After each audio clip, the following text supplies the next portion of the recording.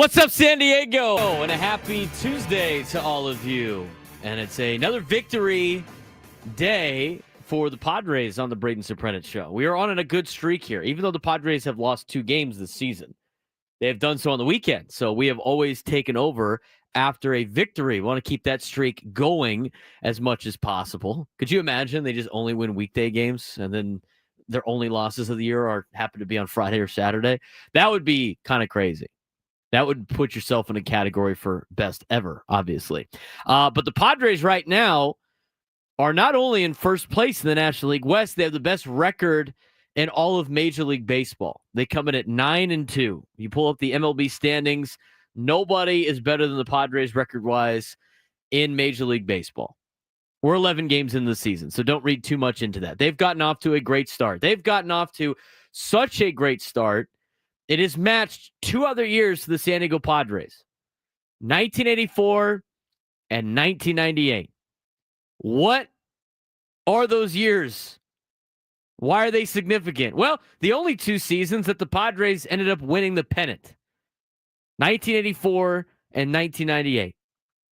Again, as mentioned before, with the Padres start to the season in terms of, their winning streak out of the gate, they hadn't done it since 1984. You can't draw conclusions that this team's going to the World Series, but at the same time, it's pretty cool to see the class that they are in terms of their franchise history.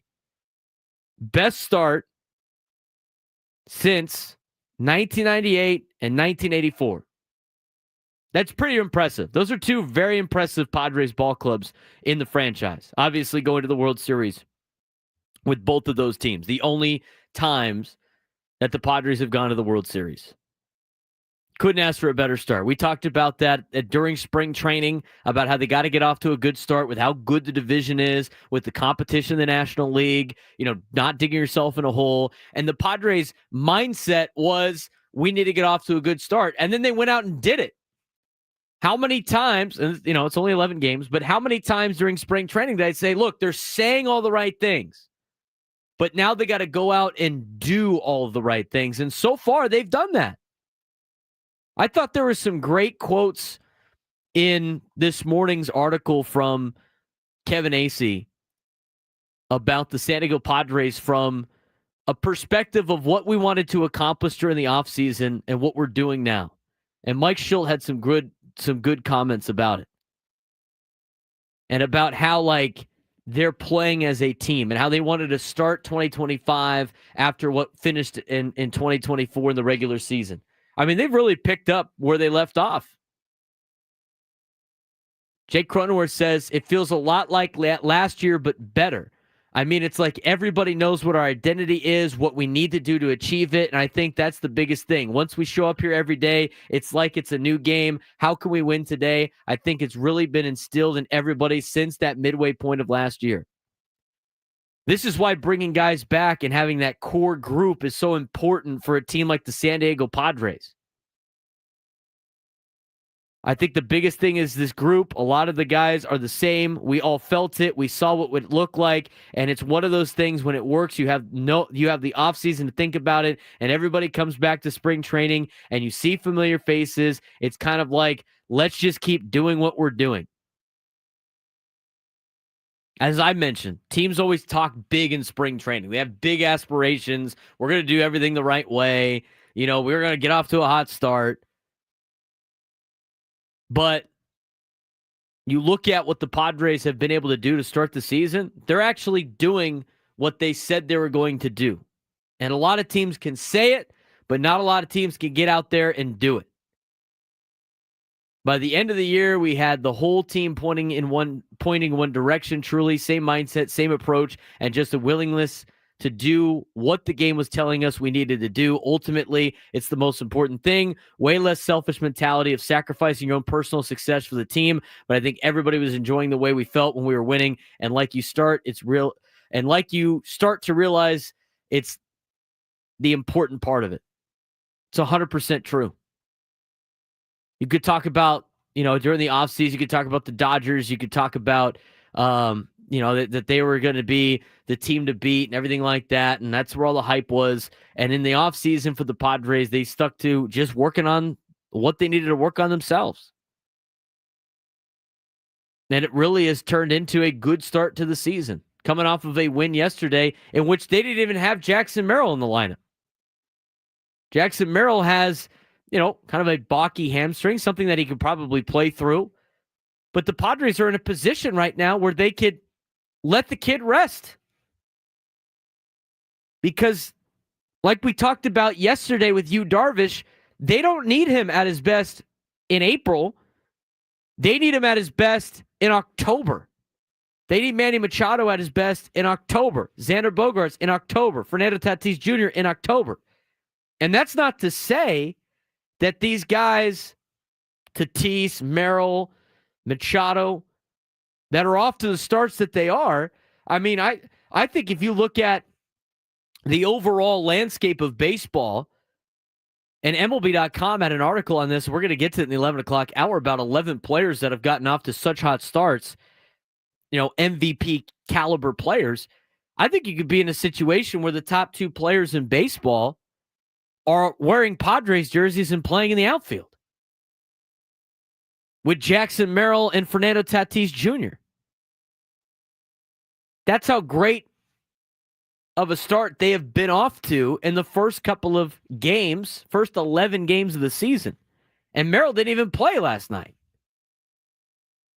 So they're playing great baseball to start the season. They got to obviously continue it and take care of business, but with everything that they are putting together, they are taking it a game at a time, and they're going out there and competing, and as Jake Cronenworth said, finding ways to win.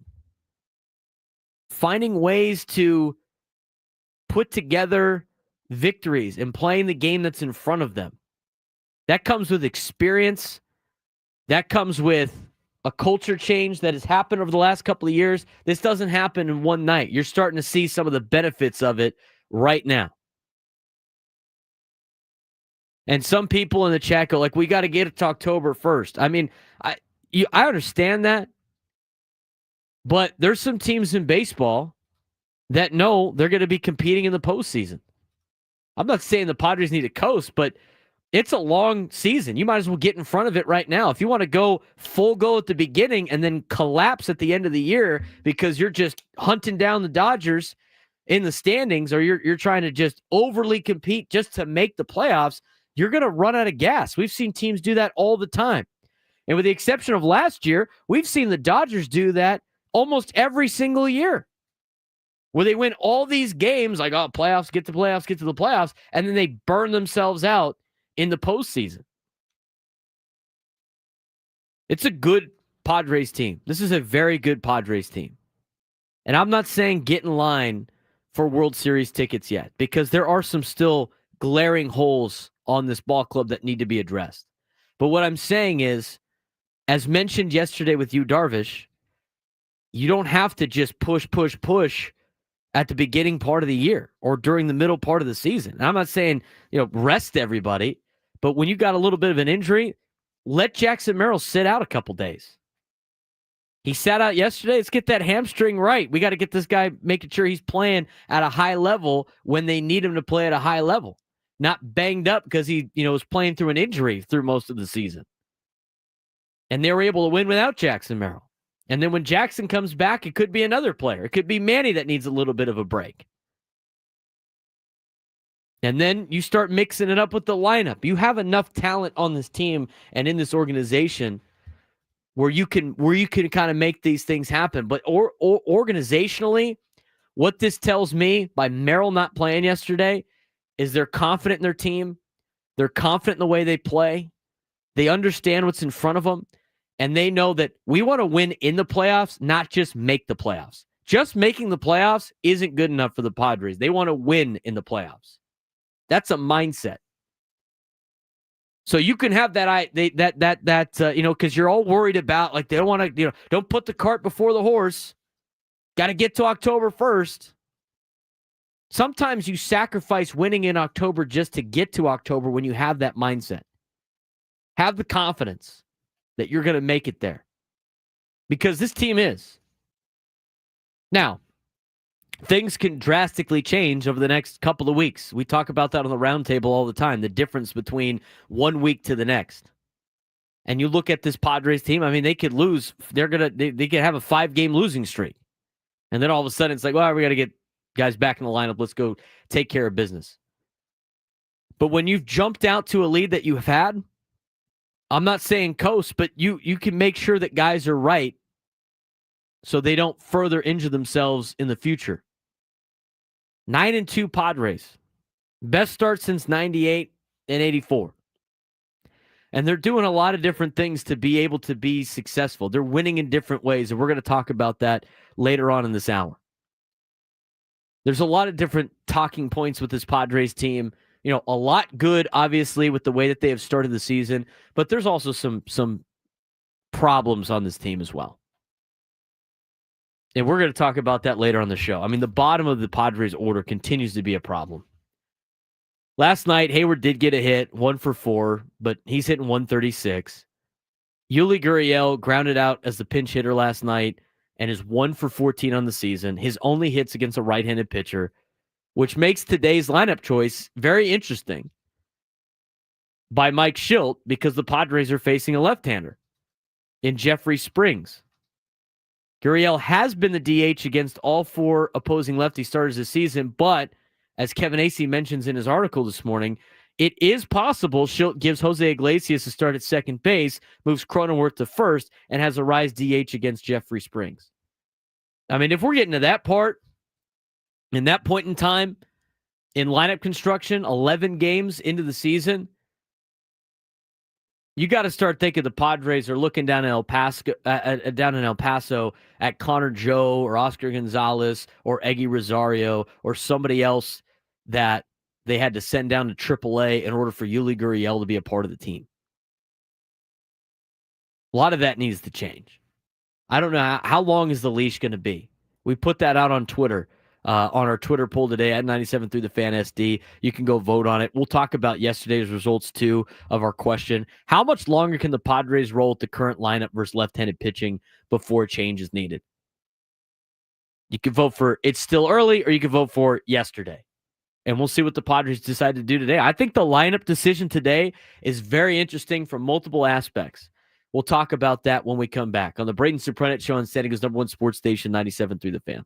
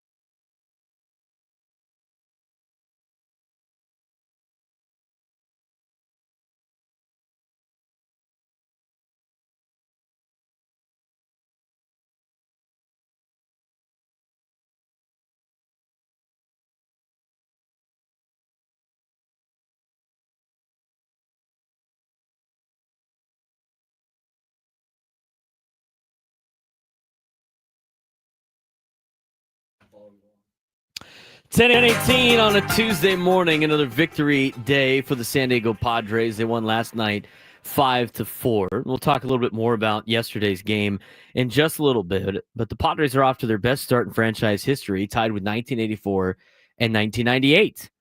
The other two teams or times a Padres team started this well, as mentioned by AJ Cassavell and Kevin Acee in their articles this morning, 1984 and 1998. The only two seasons that have ended with the Padres playing in the World Series. In 1984, the Padres got to 10-2, and in 1998, the Padres got to 11-2. Right now, they are at 9-2. They got the best record in Major League Baseball so far, and they will try to continue that with the victory today against the A's of Sacramento. And we got a lot to unpack on the game last night. I mean, for those that were watching on TV, I mean, how non-MLB level was that game to watch on TV? You know, I was at the Poway Sportsplex last night playing softball. It's like I usually do on Monday nights, and they have the game on there. And we were watching in the dugout at the beginning part, since I had a game at 6 and a game at 7.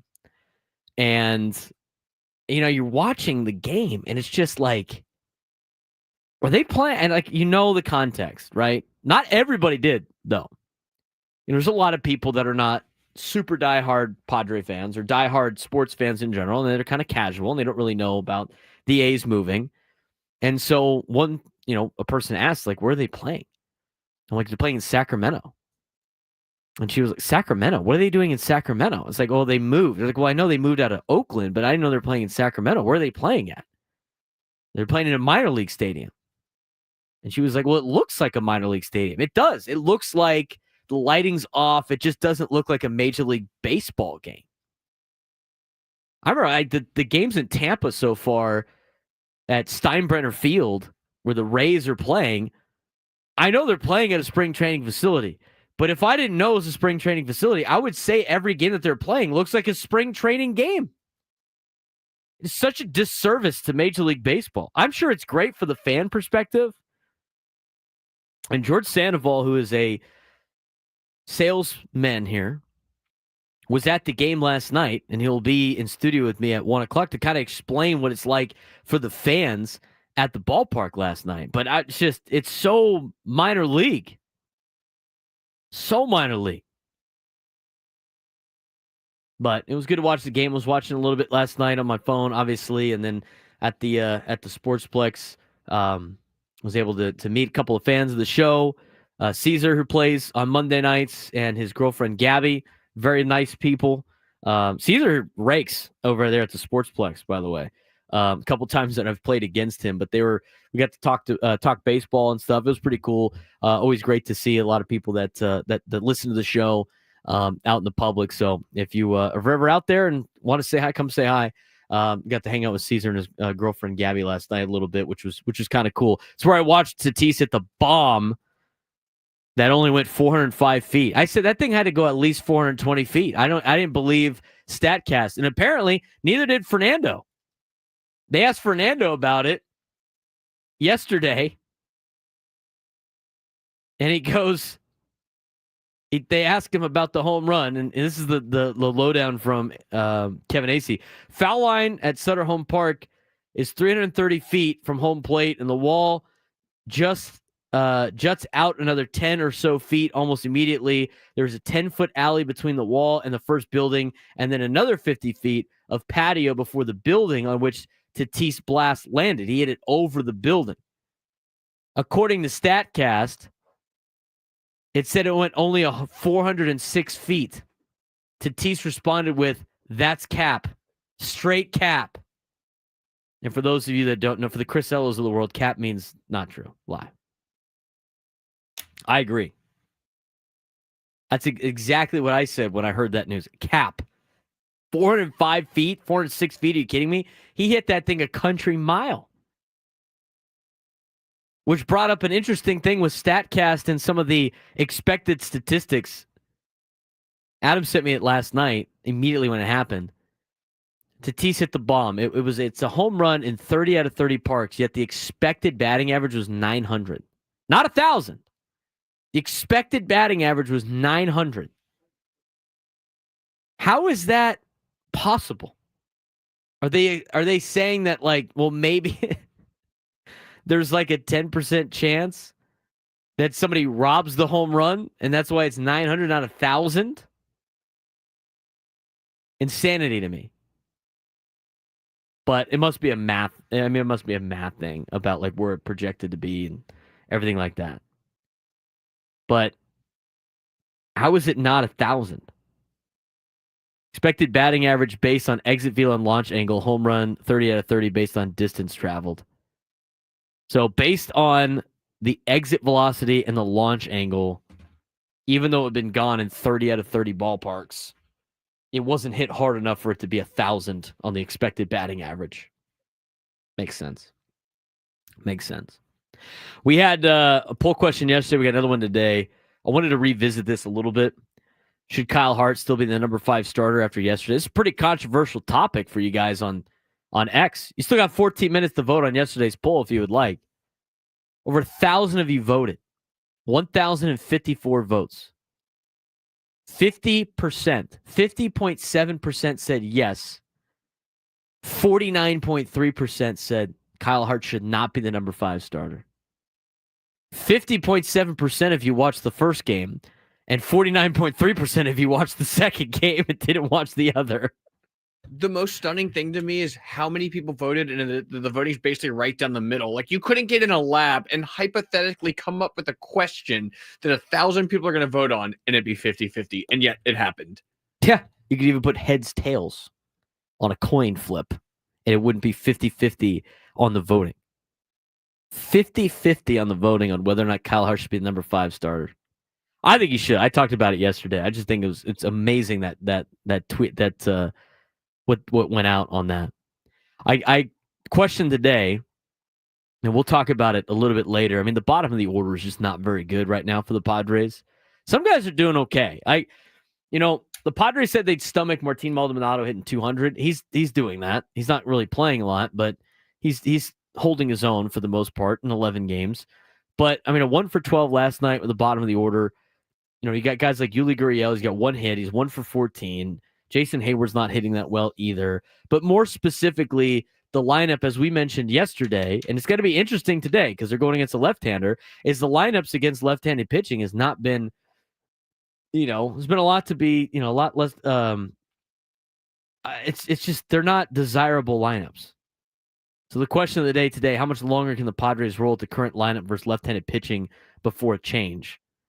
31% have said still early. 68% have said yesterday. Needed to be changed yesterday. And look, you're 9-2, so like you're still winning. The team is still winning despite the bottom of the order turning into automatic outs. You're winning despite, the catching situation that you had at the beginning of the season. You're winning despite not so great of outings out of the back end of your rotation the second time through. You're still 9-2. It's still relatively early. But as mentioned yesterday with Ben on Ben and Woods, and I totally agree with this standpoint, it's, just because you're winning doesn't mean you shouldn't try to fix some of the problems that need to be fixed. Because why wait until you start losing for you to fix certain problems that are going to be a glaring issue in the near future? And they have solutions to these problems. That's why I find it interesting that they haven't kind of tweaked the lineup a little bit, maybe moved Yuli down, maybe like give Jose Iglesias a chance. And Kevin Acee pointed out in today's article, there might be a situation today where Jose Iglesias ends up getting an opportunity today and Yuli Gurriel doesn't. But again, if you want to vote in the poll, at 97 through the fan SD. Got tons of social media content at B_SURP, at BSURP. Follow me on X, Instagram, and on TikTok. We put out a lot of content from the shows on there. So be on the lookout for that. You can also follow us and watch us on YouTube at 97 through the fan on YouTube, as well as B_SURP on YouTube as well.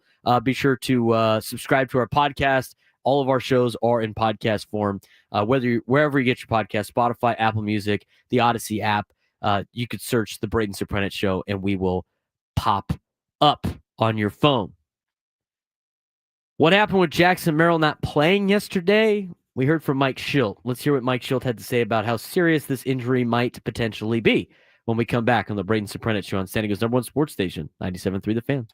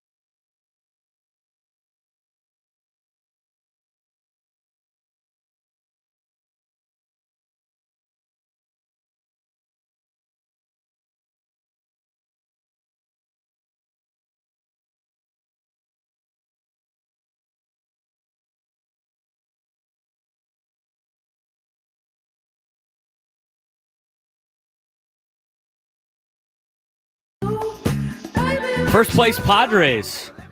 Who knows how many times we could say that this year? Hopefully it's every day from here on out. Hopefully it's just every day from here on out. First place Padres. Padres are in first place in the division at 9-2. They got a half game lead on San Francisco and LA. It's like one of the first times that they have been able to capitalize in the last 2 years on a Los Angeles Dodgers loss. I mean, usually when the Dodgers lose, the Padres lose. Padres able to win yesterday 5-4 over the A's. The Athletics. The Athletics. Half game lead over both, as mentioned. Question. So what Chris Ella put out. When was the last time the Padres were in sole possession of first place in the NL West as they are this morning? Answer. July 17th, 2022. Padres have not been in first place by themselves since June 17th, 2022. Really remarkable. But they're in sole possession of first place right now, 11 games into the season. Great start to the year.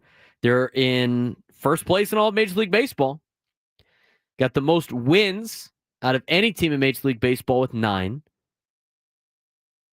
And they have the best record in Major League Baseball. And a lot of that has to do with the way their young players are carrying the team with Fernando Tatís Jr. and a guy like Jackson Merrill. Jackson Merrill didn't even play last night because he was dealing with a little bit of a hamstring issue. Doesn't sound like it's that big of a deal, but when asked yesterday about why Merrill is not in the lineup and what the hamstring issue is, here's what the conversation was like with Mike Shildt in the media. Mike Jackson not in the lineup today. What's the update? Yeah, he's a little tight with his legs last couple of days. Just wanted to get ahead of it. Okay. Cold weather related in any way, or just fatigue at the course of the season? I can't tell you that, Scan. I mean, his legs are tight. I don't know what it was related to, but we trying to get ahead of it.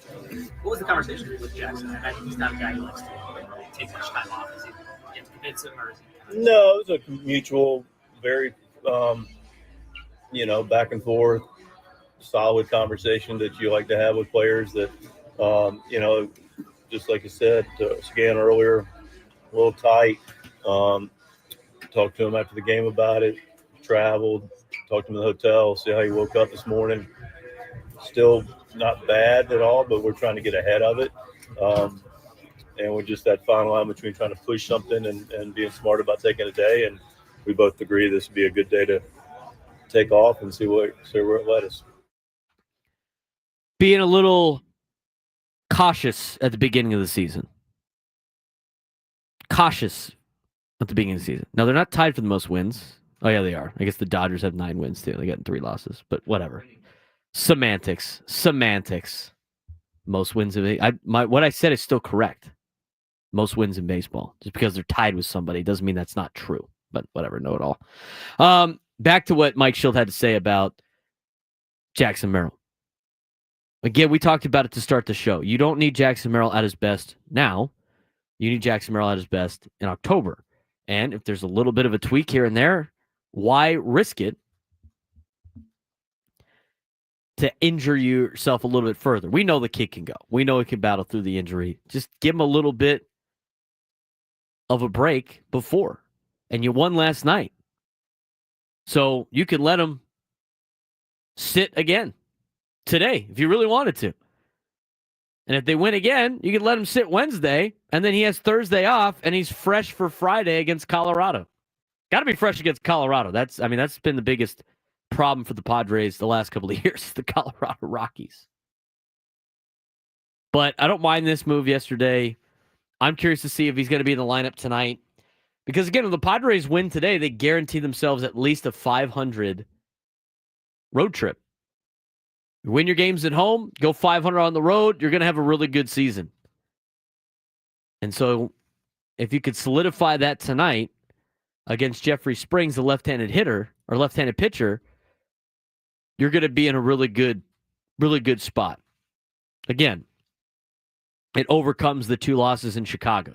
It's not you're not going to win every game, and it's tough to win on the road in any type of sport, especially in professional sports. So get a win tonight. Guarantee yourself a 500 road trip. You want to get a winning road trip, you sweep the A's, and then you get ready for Colorado on Friday. But the left-handed pitcher situation is set up for the Padres in terms of tough lineups.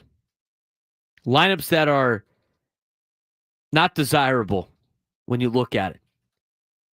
And that was today's poll question about how much longer do you continue to roll out this current lineup that they have against left-handed pitchers before a change? And I don't mean a drastic change where you just, immediately cut Yuli Gurriel, although it seems to be trending in that direction.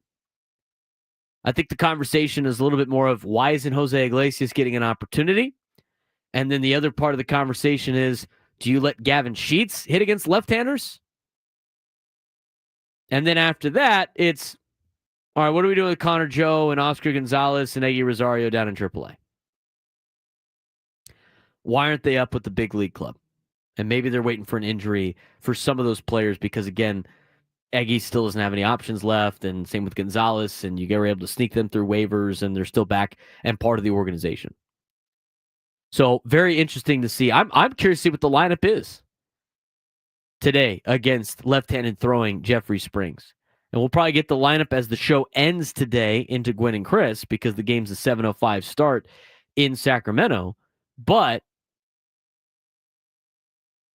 we'll see if Yuli Gurriel gets a start against the left-hander. How many more times are they going to be able to put that together and continue that lineup? But despite that, your bottom of your order against righties and lefties has not been that great.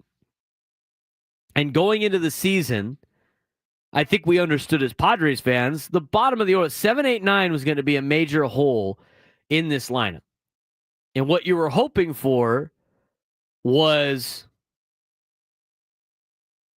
not having players down there be automatic out, automatic out, automatic out. And so far it's not there, but it's starting to trend in that direction. With the exception of Jose Iglesias, who, by the way, only has 7 at-bats and 8 plate appearances this year. Yuli needs to play against righties. Would you rather have him play than Gavin Sheets? No. Let's look at the 7 players that hit usually 7, 8, 9 in the order. And one of them is obviously an outlier right now because Gavin Sheets is breaking. But it's Gavin Sheets, it's Elias Diaz, it's Jason Hayward, Brandon Lockridge, Yuli Gurriel, Martin Maldonado, and Jose Iglesias. Those are the 7 players that fit in the 7, 8, 9 spot in the order when they play. And some of them platoon. Actually, they all platoon. So I don't even need to say some of them. You look at their overall statistics. The one with the most plate appearances right now is Gavin Sheets. He also has the best batting average, hitting 345. On base is 367. He's been great. He's already got 1 barrel. He's hitting 429 on balls in play. His expected weighted on-base average is 318. I mean, the guy's doing a lot of damage. He's even got a positive batter run value of 1. His exit velo on average right now is 90 miles an hour. Adjusted exit velo, 92 miles an hour. His barrel percentage is 4.5%. He leads every statistical category amongst all 7 of those players. He's really an outlier. He's doing a great job. I'd like to see more of Gavin Sheets. Now, you start looking at the other options for the Padres. The catching situation is going to be what it is. I think you would be better off to have, Elias Diaz hit a little bit better than 208. They can stomach Martin Maldonado doing that. I don't know if you can stomach Elias Diaz doing that. He's hitting 208 with an expected batting average of 203. At least he's getting on base almost at a 300 clip at 296, so he's finding ways to get on base. His batting average on balls in play is 294. It's not the best, but it's not terrible. He does have a negative batter run value, though, at -3. So And he's supposed to be the catcher that can hit a lot better than Maldonado. Maldonado, in only 13 at-bats, is hitting 231. He's actually done a pretty good job so far, but I don't think it's enough to be the everyday starting catcher. I like the way where he's at right now in terms of being the catcher for Randy Vasquez and, some of the younger arms or inexperienced arms that the Padres might have. Now, the other spots, there's not a lot of leeway here or workaround with some of these players. The two most glaring ones are obviously the veterans in Hayward and Gurriel. I think Lockridge has done a decent job. He's a spot start guy, speed player, better with his glove. He's really on the team to be a runner, a pinch runner late in the game. Mike Schultz given an opportunity to play, got to start in center yesterday for Merrill being banged up. He's hitting 214. Expected numbers are not very good. His expected batting average is 151. He's swinging out of the zone. He's high chase right now. He really got to be able to settle this guy in. Hitting 313, or sorry, his on-base percentage is 313, but his expected numbers are all not very good across the board. His expected slugging percentage right now is 185. So you got no slug out of him, which you weren't expecting at all, but you need him to hit for a higher average. He's hitting 214. And then you get to Hayward and Yuli Gurriel. Jason Hayward, he's got to be able to hit over 200 if you want him on the team. I think there's a lot of different things that Hayward can bring to the table, but he's up there in age. He still had a positive WAR season last year with the Dodgers and Astros combined. There's a lot more left in him compared to Yuli Gurriel if you want to compare those two in particular. But he's hitting 136. It's not like he's getting unlucky either, just slightly. His expected batting average is 147. His on-base percentage is 200, so it's not even like he's walking. And his slug is 182 right now, with his weighted on-base average of 178, an expected weighted on-base average of 207, and his batting average on balls in play of 176. Hayward needs to be a lot better if he wants to be playing on this team. And as a left-handed hitter, you can't even really think about platooning him too much because he's got to face, there's a lot more righties in baseball than lefties, which means he would play a significant amount of time in left field, which you can't possibly have with a guy hitting 136 at the bottom of the order. Your bottom of the order right now, any way you skin it, if it's Lockridge, Gurriel, and Maldonado, that's a 214 average, a 71 average, and Martin Maldonado leading the charge at 231. It's just not very good. And you look at Yuli Gurriel, and I don't like just jumping on this guy the whole time, but you look at Yuli Gurriel in a lot of different ways, and people go like, "Well, you got to give him time." You know what? You got to give him. You don't really have to because he's 40 years old. And it's been 3 straight seasons of just lousy baseball out of this guy. It's the time has passed him by. It was a miracle he made the team because he hit in spring training. And for a player like that, and here's the difference between, and somebody called about like, you can't have your cake and eat it too when it comes to spring training stats. There's different circumstances for different people. And Yuli Gurriel gets differing circumstances because of the last 3 seasons he has played at the big league level. They're not good. 2021, he won a batting title. That is a long time ago. You know who was the saves leader in 2021? It was Mark Melancon. Mark Melancon led Major League Baseball in saves in 2021. So the Padres go call him up to be the closer right now? He's working at San Diego State. He's helping the pitching staff at San Diego State. No. Just because the guy had a good past doesn't mean he projects to continue on what he has done in the past. He's past his prime. It's way past. He's just hanging on right now. And a guy like that, you need him. He needs to get off to a good start to be able to stay on a team. And the leash is not very long. You already went through that with Nelson Cruz and Matt Carpenter and Rougned Odor. These are all the same players that were brought in and had a decent spring. And you had them on the team. But it's what are you trying to accomplish right now? with Yuli Gurriel. He's 1 for 14 to start.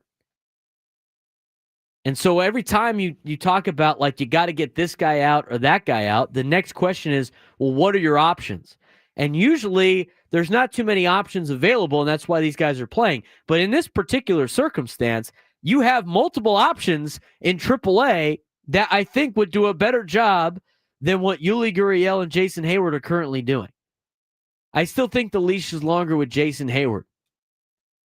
He's not as past his prime as much as Yuli Gurriel is. But what is Yuli Gurriel doing that Oscar Gonzalez can't do, that Connor Joe can't do, that Eggy Rosario can't do? All three of those players bring more than just their bat against left-handed pitching. All three of those players can play multiple positions in the field. All three of those players can bring you more versatility in a lot of different ways and are way younger than Yuli Gurriel. And I haven't even mentioned Tirso Ornelas yet. Another player that could do better than what Gurriel and Hayward are doing. So I don't know how much longer you can keep rolling Yuli Gurriel out there and expecting it to get a lot better. The track record shows it's time to just cut bait with Gurriel.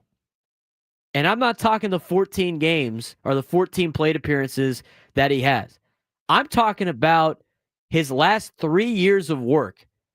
It shows you it's not getting any better. And so the fact that he's off to this start shows that he just doesn't have it anymore. It's time to move on. At least Hayward had a positive WAR last season for the Dodgers / Houston.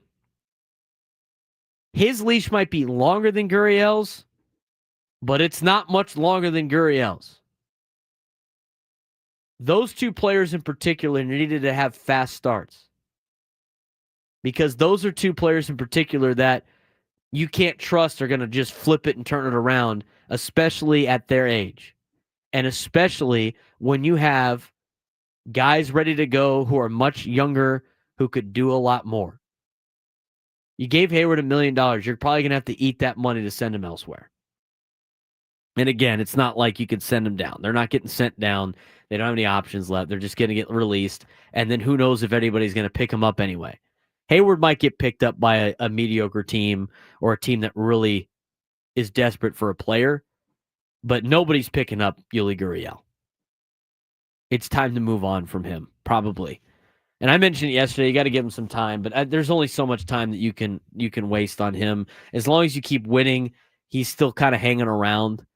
It sounds like from Dennis Lin that they're not going to make any major roster changes until at least Memorial Day. That is more than enough time to give Yuli Gurriel and Jason Hayward an opportunity to play, especially when you got options down in AAA. 833-288-0973, 833-288-0973. I put the poll out there. How much longer can the Padres roll with the current lineup versus left-handed pitching before a change is needed? You can answer, it's still early, or you can answer, you needed to change it yesterday.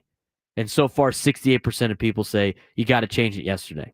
Look, I get you're winning. You don't want to upset the apple cart, but at the same time, as Ben said yesterday, and I totally agree with him, why wait until it starts to go to crap before you decide to make a flip at different parts in the order? The top of the order is taking care of business and carrying your team, which was expected at the beginning of the year. But if you want to continue to win throughout the season and you want to continue to win into the postseason, you need to find another option at 7, 8, 9 in the order. And the thing with 9, you could live with Martín Maldonado and Elias Diaz if you can replace 7 and 8 in the order. You can't have multiple automatic outs in the order if you want to be the best team in baseball, which they currently are record-wise. You want to join the show today, 833-288-0973, 833-288-0973. You can also tweet at me at B_SURP, at BSURP. Love to read your tweets on the air as well. And you can also leave some comments in the chat on YouTube if you're watching on YouTube. A lot to unpack when it comes to the San Diego Padres. Kind of talked about some of the negative, and even though he didn't play yesterday, we got some fast starts for some players in Major League Baseball. Fast starts for about 11 MVP candidates in MLB. Could the Padres have 2 threats at an MVP? We'll talk about that when we come back. What's the competition like? Good starts for a couple of Padres. We'll talk about why they're off to good starts and how they win an MVP, even though it's only 11 games in the season, when we come back, plus your phone calls on the Braden Surprenant Show, San Diego #1 Sports Station 97.3 The Fan.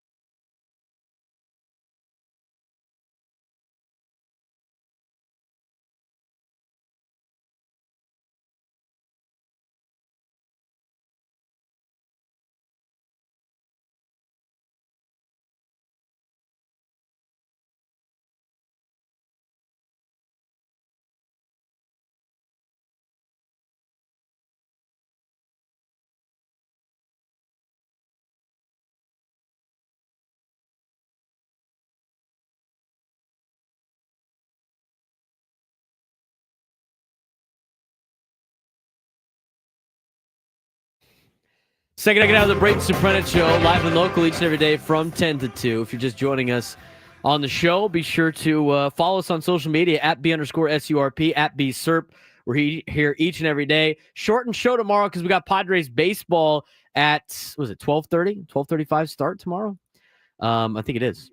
With an 11:35 pregame show with Sam Levin on the Eco Water SoCal Padres pregame show. Should be a fun day tomorrow of Padres baseball. Hopefully with a dub tonight, they can win the series against Sacramento, which don't call Sacramento.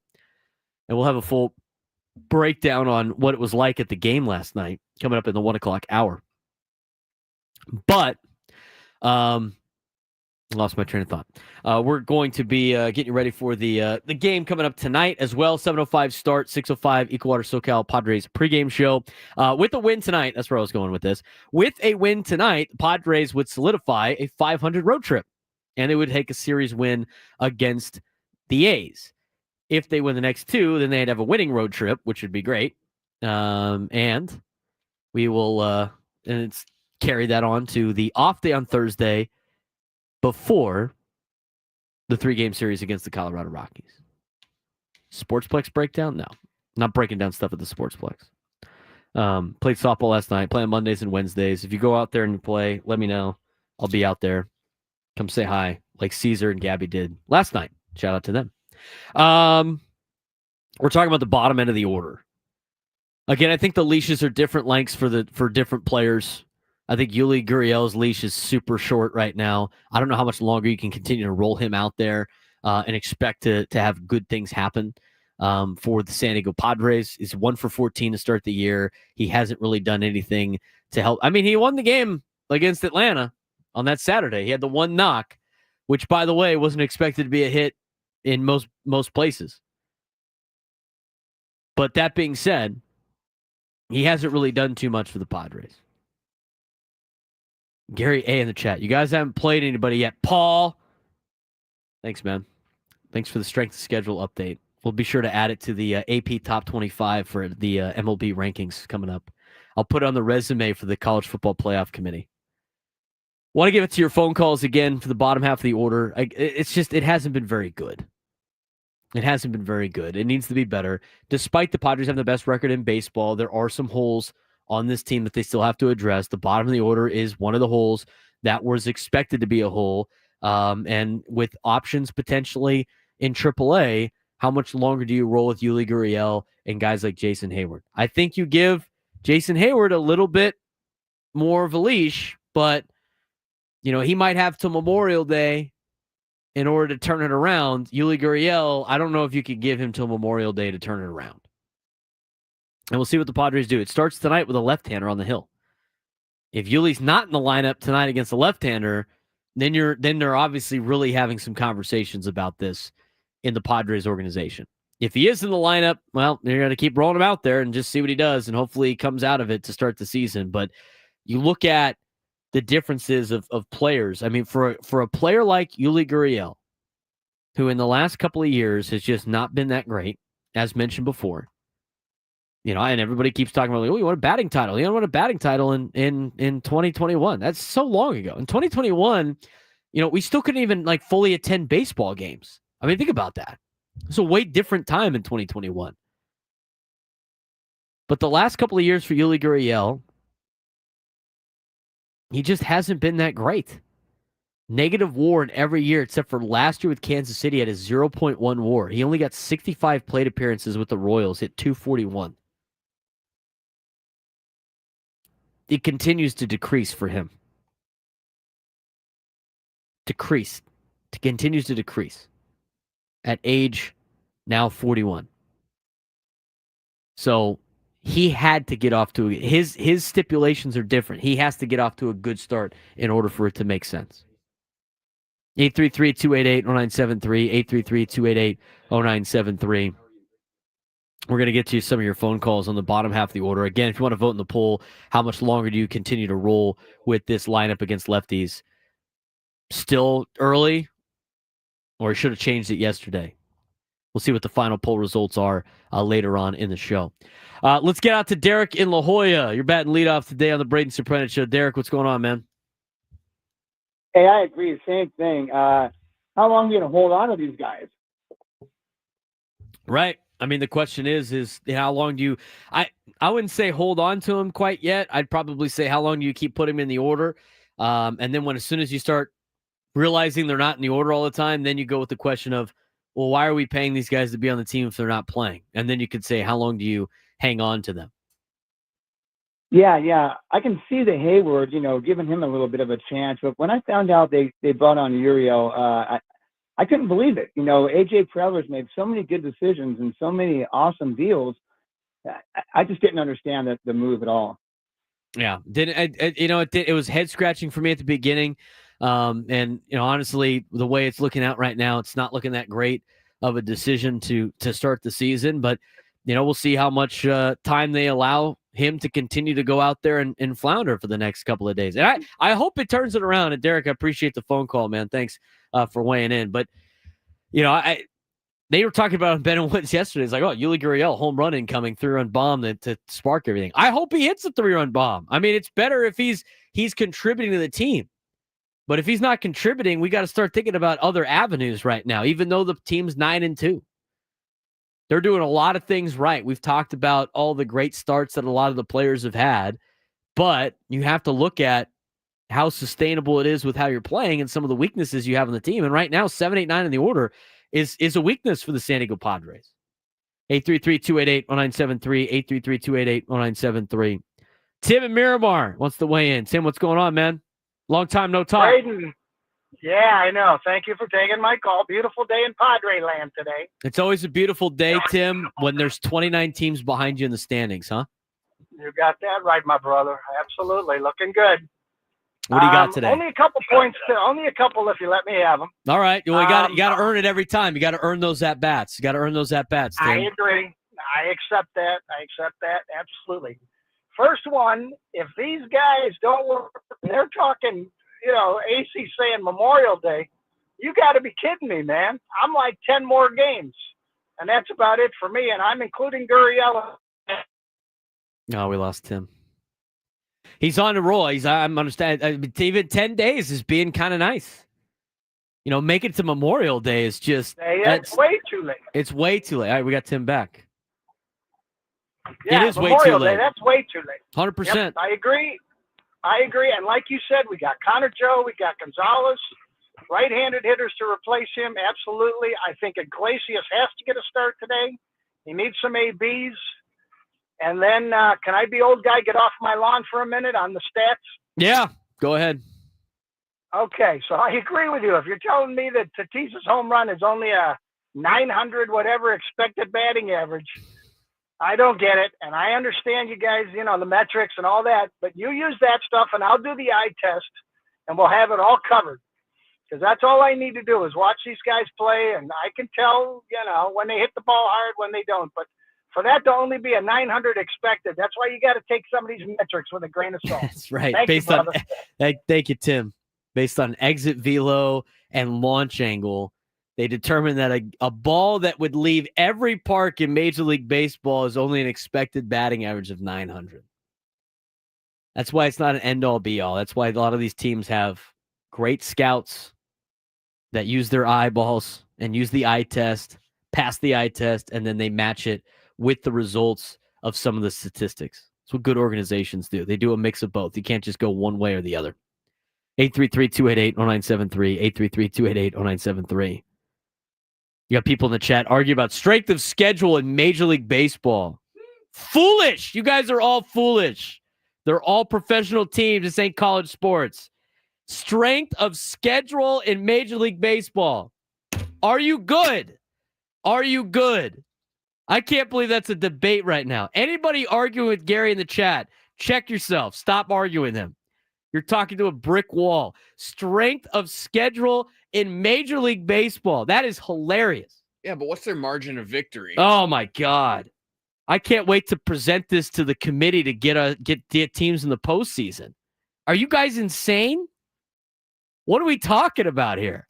It's like it's 11 games. You're 11 games into the season with the Padres being in first place. It's not going to last like that the entire year. And you got Dodger fans go, well, we've played tougher teams like the Nationals. Give me a break, dude. Who cares? Strength of schedule. Yeah, well, we had to play the Phillies, you know. You guys lost to the Cubs. We swept the Cubs in 2 games. Hilarious. Stop arguing with that guy. You're talking to a brick wall. 833-288-0973. 833-288-0973. Let's get out to Kevin in Chula Vista. Kevin, what's going on? Yeah, I just recommend everybody stay off the chat. I mean, it's just, it's what the hell. I mean, go. What do you got, hey, Kevin? Kevin, what do you got for me on the strength of schedule for the Padres? Right? Should we? You know, is it a little overrated? Maybe move a little bit lower in the AP top 25. Oh, good Lord! I mean, yeah, this is college basketball, right?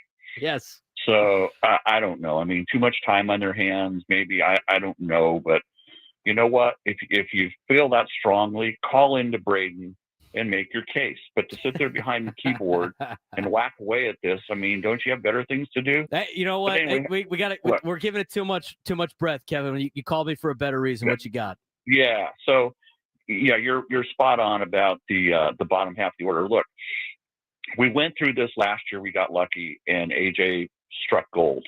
The year before, 2023, we had Nelson Cruz and Carpenter, not so much. And so we kind of have a repeat of 2023 as far as the bottom half of the order to date, which is important to acknowledge. To date, we have a small sample. There's problems that are starting to show up, no question about it. Here's the real issue, is that the poker chips that AJ had and has been playing over the last few years have now dwindled to practically nothing. So now you've got to go back and see what you might have in the minor leagues, as you said, and think about making some replacements here. But that's not a given either. So, you know, we're really playing with fire here, honestly, about the bottom half of the order. We knew that it was going to be this way, potentially going into the season, and we knew that the poker chips weren't there to fix a lot of this. So the stress and pressure is really going to be on the top of the order again, as it was a couple of years ago, until some of these things either get resolved or don't get resolved. I have no idea what's going to happen. I really don't. I'm a little bit more concerned about the starting pitching at this point. Michael King had a great 12 strikeout performance a couple of starts ago, but other than that, they've been really unremarkable, the starting pitching. So there's other little things to worry about here as well. And the best we can do is celebrate the fact that they're sitting in first place.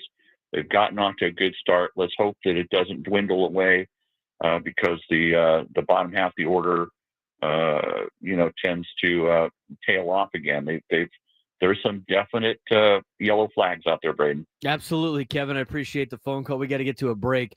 So thanks to Kevin again. If you want to weigh in, Mike in Chula Vista and another caller online, we'll get to you when we come back. Man, AJ Preller should have scheduled better opponents at the beginning of the season, better non-conference opponents. Strength of schedule hurting the ball club right now. What's the RPI, Gary? What's the Padres RPI right now? I'd love to know. Maybe I'll look that up during the break. What's the net rankings for the Padres? Hilarious. Just hilarious. He got cooked by Kevin. Cooked.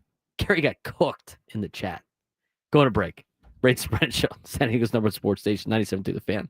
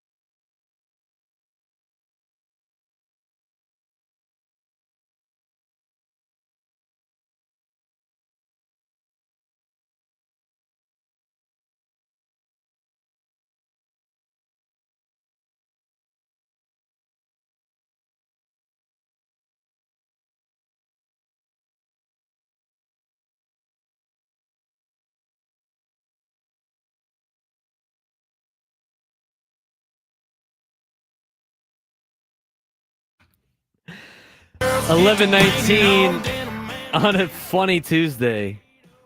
The chat is killing me today. Did our buddy Gary leave, the Dodger fan that's just like obsessed with us? Just so obsessed. Don't worry about your own ball club, buddy. He's getting cooked in the YouTube chat. It's so funny. Sometimes you guys are really mean in the chat. Sometimes you're hilarious. Today is a very hilarious day. But we'll continue to talk a little bit more about that. And strength of schedule. You know, too bad the Padres couldn't play teams like the Nationals. It's a darn shame. But you know what?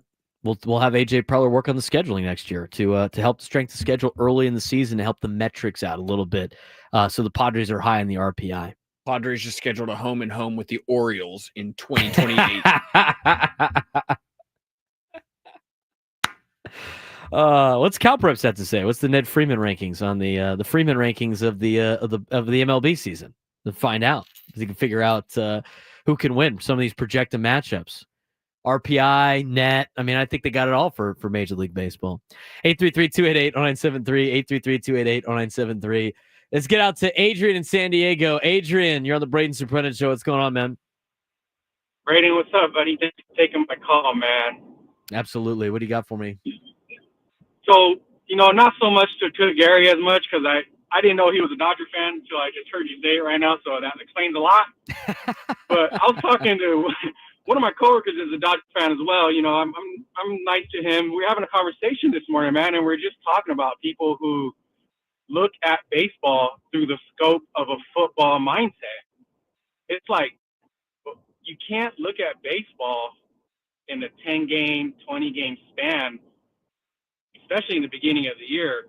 And then when you start talking about strength of schedule for a baseball team, man, okay, well, what happens at the trade deadline? Does all that now all of a sudden a change? Does a player get injured and then now all of a sudden that team's no longer strong, but you're still playing that team? So I think that what happens a lot of times is right now a lot of people are getting back into Major League Baseball because it's getting really exciting.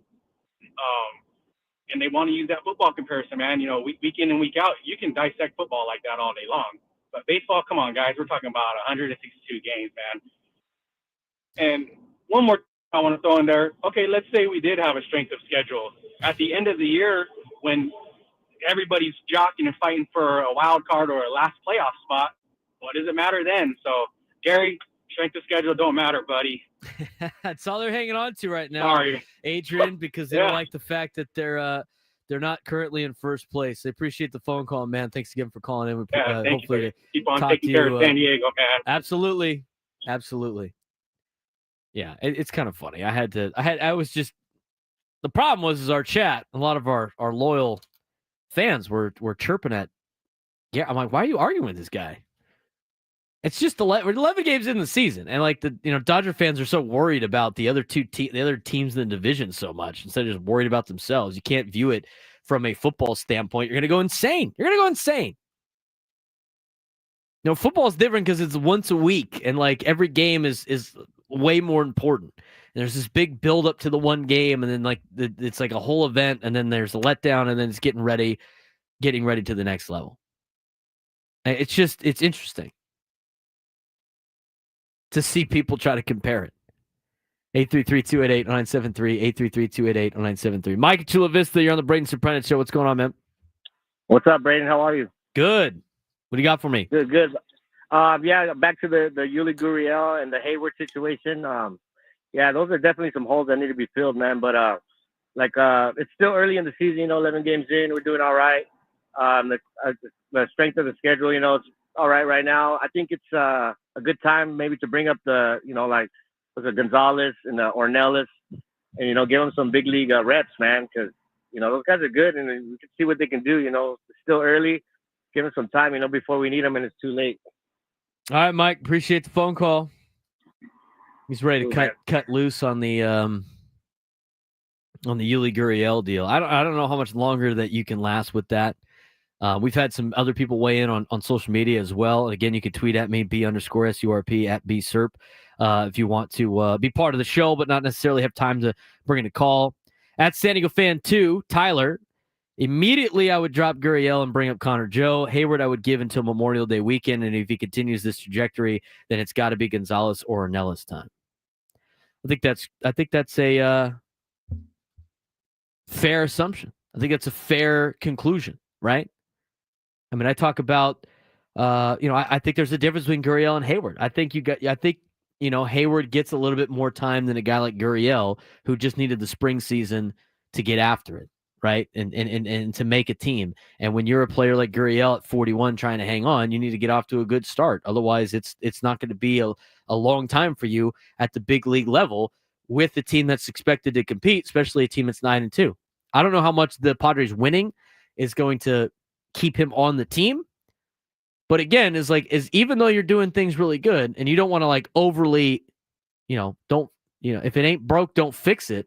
You could still make a couple tweaks and make sure that you're firing all cylinders at all times.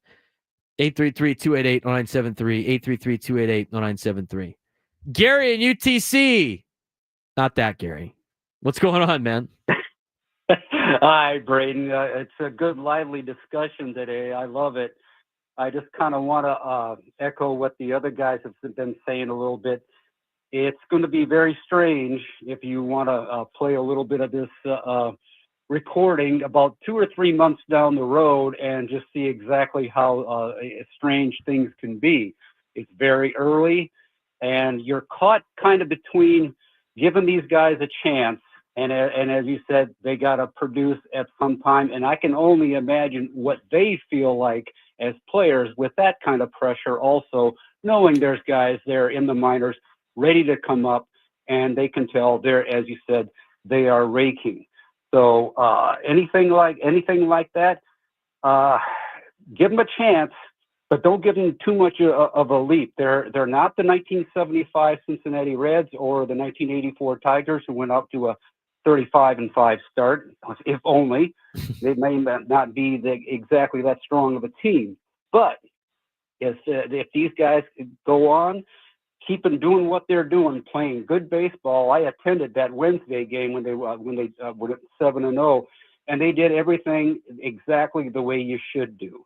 So my thing is, be patient, know when to pull the trigger. It's a very long season, and we'll see. Every year it's the same thing. Everybody says, do this. They're a quick hair trigger, but it's a long grind. In the long run, we'll find out who does best. Thanks, Brennan. Thank you, Gary. Braden? Appreciate the phone call, man. We got to take a quick break. It was kind of fun discussing that for a little bit, but we got more things to get to. We got an update on Joe Musgrove. He was able to throw for the first time since his Tommy John surgery. How did that go? We'll let you know. Plus, NL West, the best. What to expect when your division is the best in baseball? What does that entail? We'll talk more about that as we come back on the Braden Surprenant Show, San Diego's #1 sports station, 97.3 The Fan.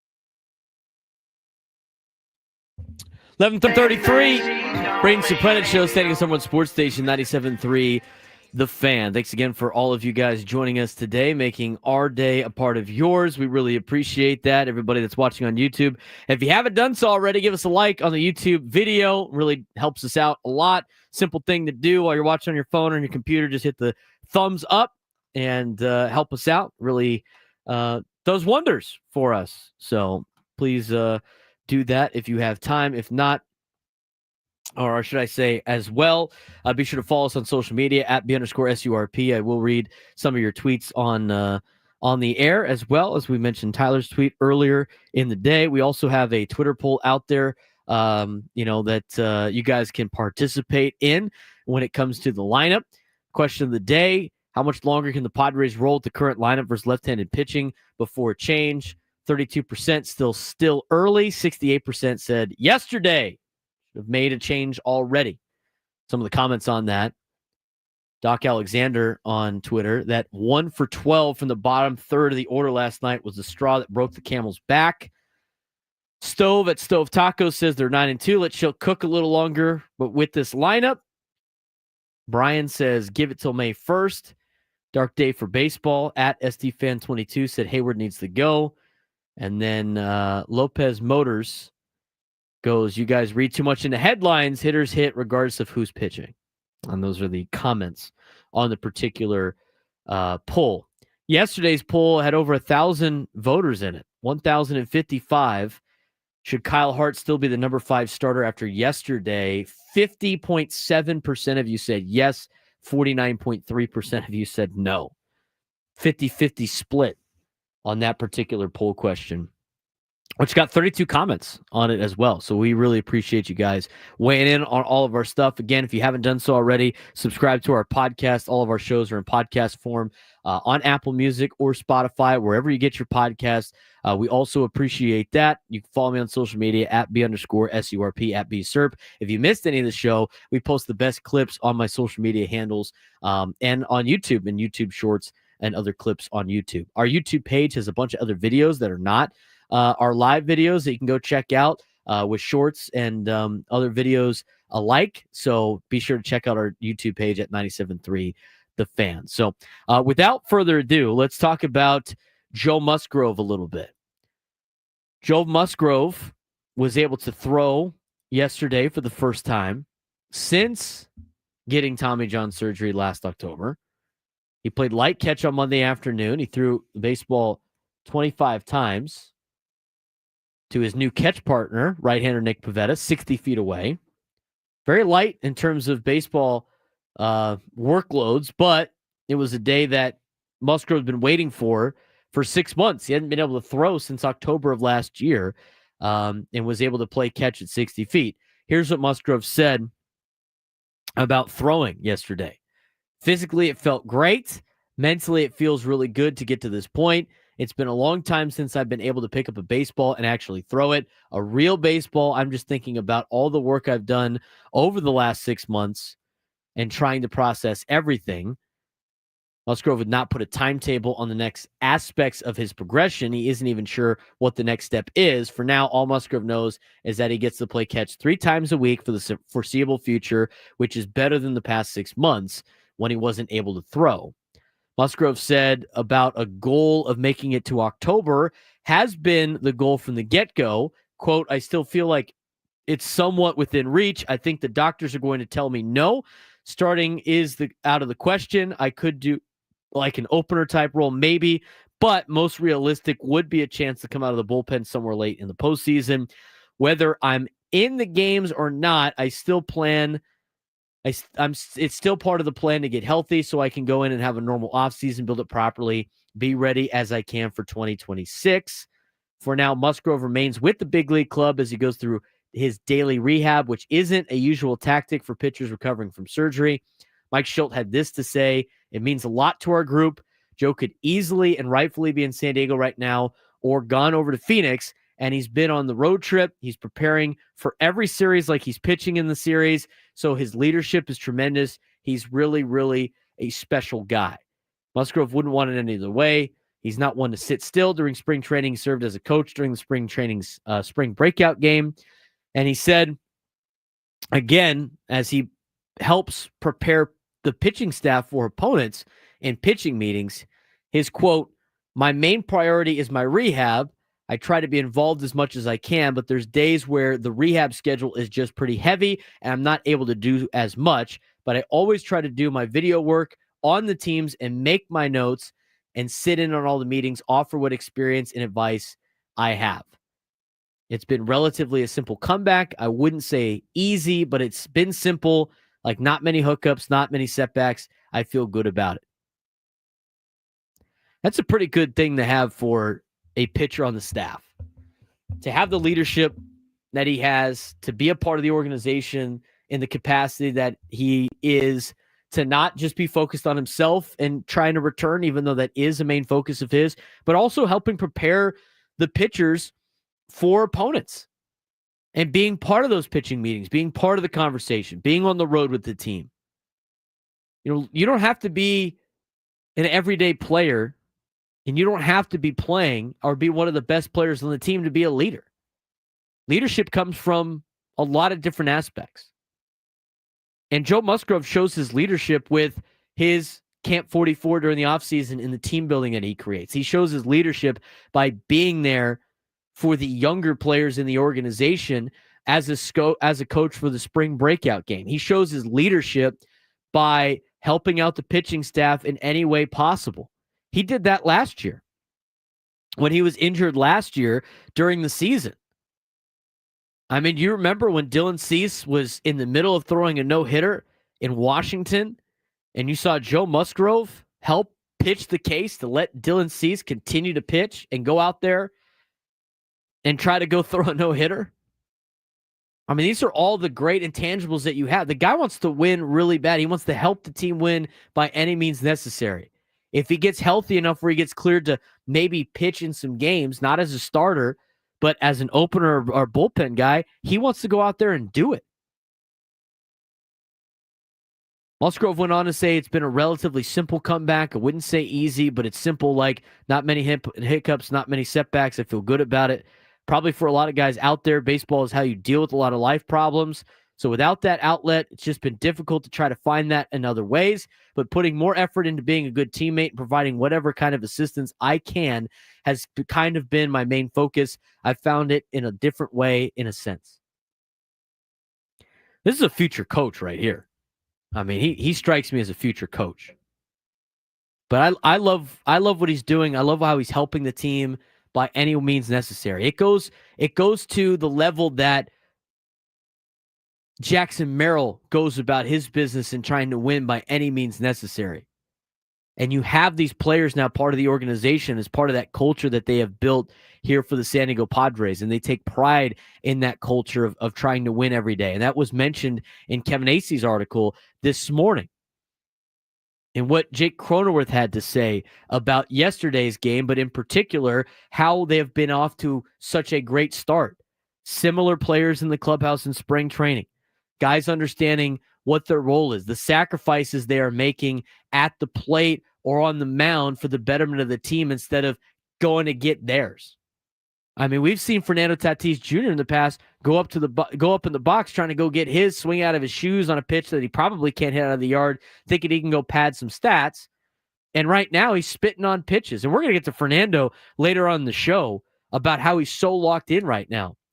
But it's that selfless at-bats from Fernando. It's the way that, Jake Cronenworth explained the situation. It's Jackson Merrill, trying to, he's just so focused on winning. And it's guys like Joe Musgrove that find different ways to help the team win, even though he's not on the field.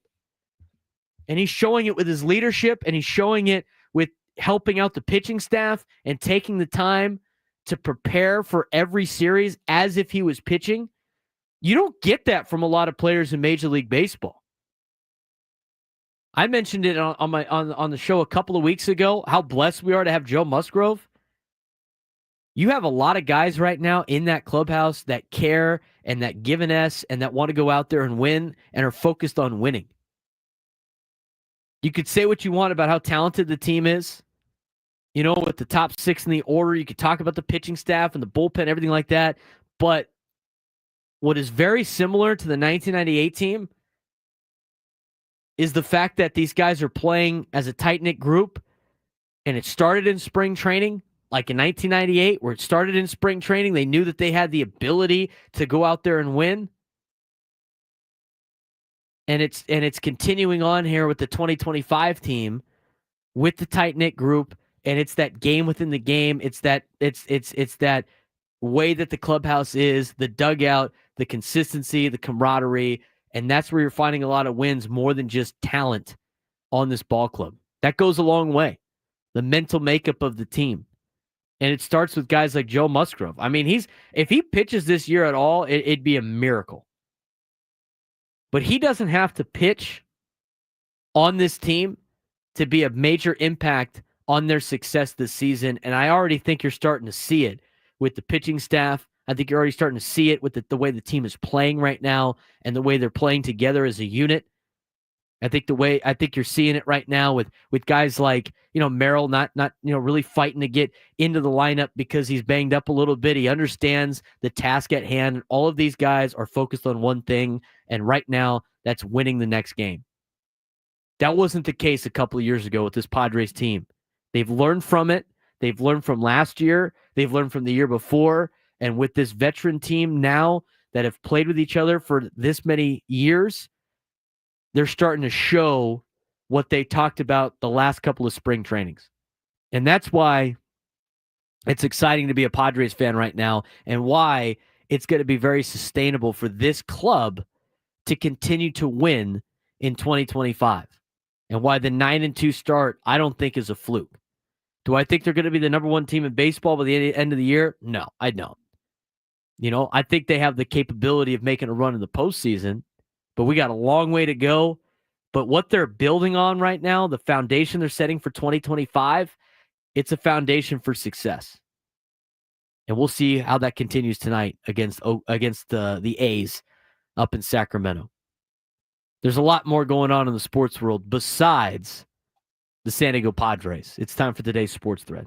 You know that group chat? The one that's always blowing up with the biggest sports takes, debates, and breaking news? You got barbecue back there, and you didn't invite me? Yeah, we've got that too. Welcome to the Sports Thread, where we break down the top 5 stories in sports, just like you would with your crew. Oh, no! Disaster! What a bad idea! No filters, no silence, just real talk. I'm bringing Adam Klug to talk about some other sports. We got some big news in the NBA. National championship was last night. Where are we starting off today? Stunning news in the NBA, Braden. Number 1. The Denver Nuggets have fired head coach Michael Malone and general manager Calvin Booth. There's just 3 games remaining in the regular season. Malone is the winningest coach in franchise history, led the team to their only championship just 2 years ago, and the team is currently the 4th seed in the Western Conference. Here's a statement that the owner of the Denver Nuggets, Josh Kroenke, released. Quote, "While the timing of this decision is unfortunate, as Coach Malone helped build the foundation of our now championship-level program, it is a necessary step to allow us to compete at the highest level right now. Championship-level standards and expectations remain in place for the current season.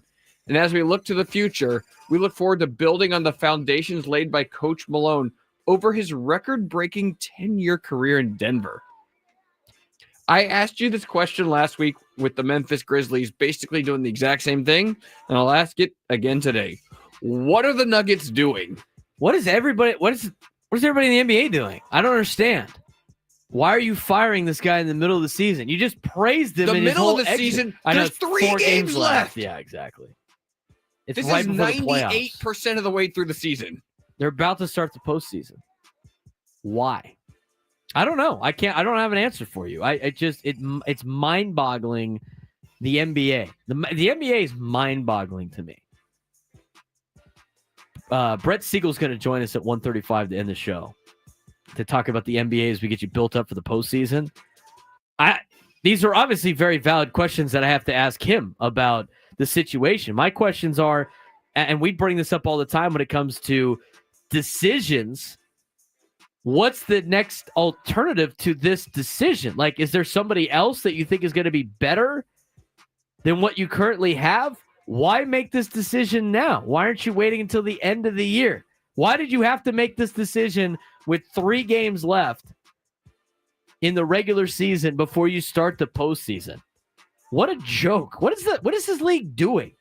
This league doesn't make any sense. I've never understood what the NBA has been trying to accomplish the last couple of years. What are these front offices? Maybe they're not even going to have coaches in the future. Just have the front office running. Or AI, right? Yeah. A national champion was crowned in college basketball last night with the Florida Gators overcoming a 12-point deficit to beat the Houston Cougars by 2 points and claim their 3rd national title. 1.5 point favorite last night. There you go. Vegas knows, right? They always know. The game ended in stunning fashion when Houston was unable to get a shot off on their final possession when Emmanuel Sharp jumped up for a shot and then tried to bounce the ball in midair after stopping his shooting motion. What's your biggest takeaway from last night's championship game? Houston kind of pulled a Duke down the stretch and just kind of choked it away. I mean, they just seemed like it almost looked like they were playing like they felt like they were so close and they psyched themselves out. I mean, what an anticlimactic finish to that game, by the way. I mean, you can't, obviously, if he touches the ball again, it becomes a turnover automatically because he started the shot. He was just standing there staring at it. And nobody went to go save him, and it was rough to watch. But I just thought it was kind of a meltdown for Houston the final couple minutes. But I think you got to talk about the resiliency of Florida, who were down multiple times throughout the NCAA tournament, late in games and found ways to win. And going into the tournament, I thought they were the hottest team to enter the NCAA tournament. Duke obviously had the best player and the best team, but the way Florida was playing to finish the season, not surprised that they ended up running shop through the NCAA tournament, win the national championship. Number 3. The Masters tee off in less than 48 hours, and Rory McIlroy said earlier today that he's trying to block out what he refers to as noise, as many pundits believe this is the best opportunity for him to win his first green jacket, which would also complete the career Grand Slam for him, something only 5 other golfers have ever accomplished.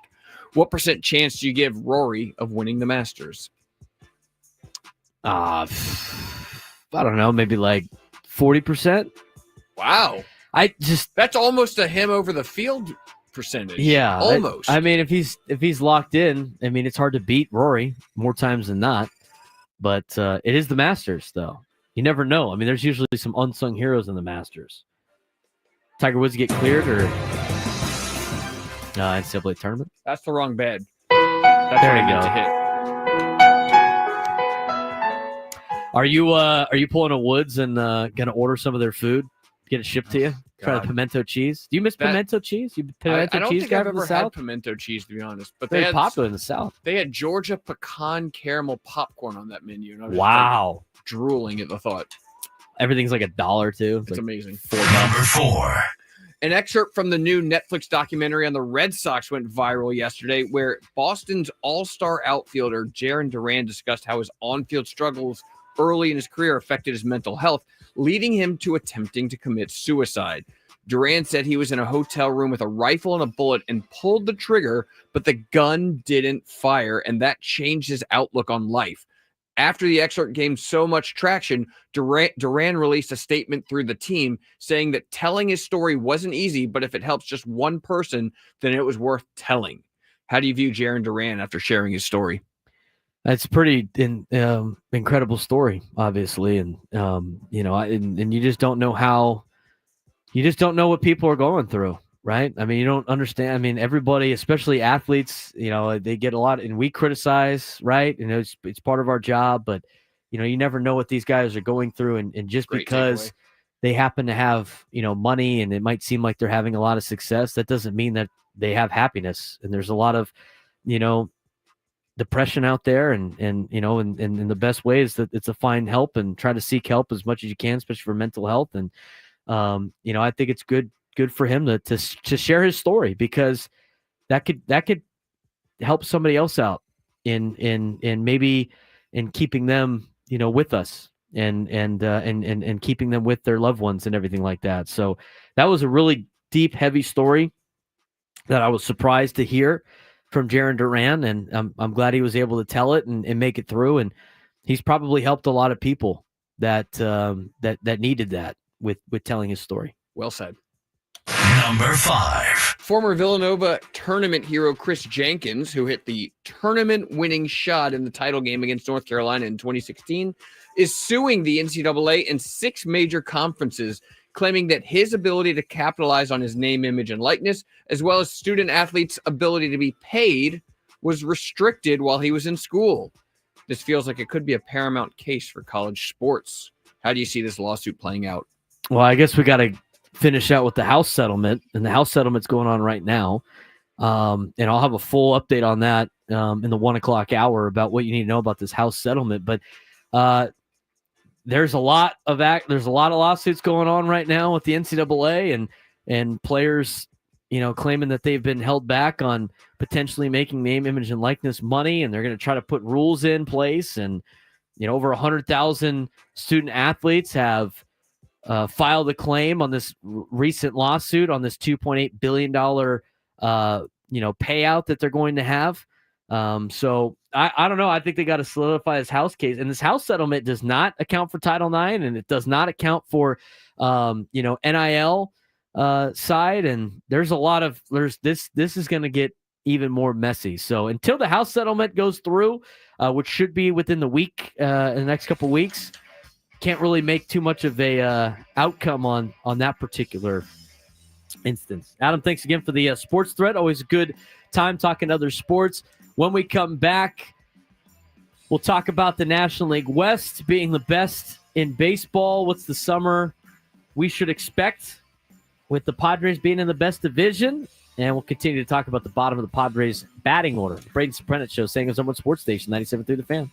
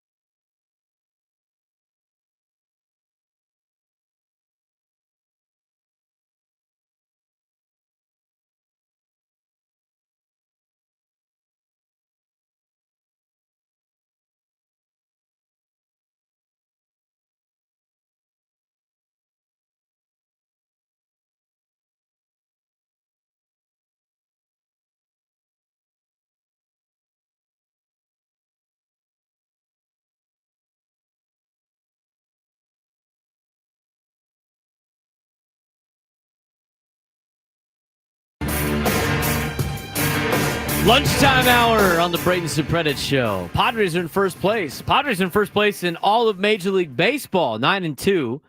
Best record in baseball. Tied for the most wins in Major League Baseball with the Dodgers at 9 wins. Padres will try to make it 10 wins tonight against the A's. The Oakland, Sacramento, all that stuff is just... Excuse me. It just drives me nuts. It's insane. We're going to talk about that when we come back. And then one of our sales reps here at Odyssey was actually at the game last night in Sacramento. He's going to give us the full lowdown on what it's like attending a game at a minor league park. By the way, I mean, this is going to be a situation for the A's for a while. They haven't even started really building their stadium in Vegas. That's still relatively up in the air. They're not expecting that thing to be done for a long period of time, which means they're going to be in Sacramento for like 2 to 3 years. And they want to not be called the Sacramento A's. Just call us the A's. They had 9,000 people at their game last night. How do you value that, by the way? Like, when you look at the attendance for the Athletics, are you looking at like percentage of capacity? Are you looking at total attendance?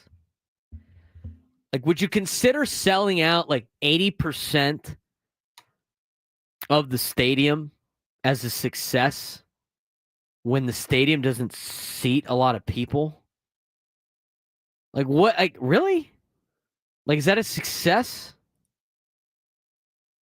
How many they hold? Like, I gotta look. How many people they hold at Sutter Health Park in Sacramento?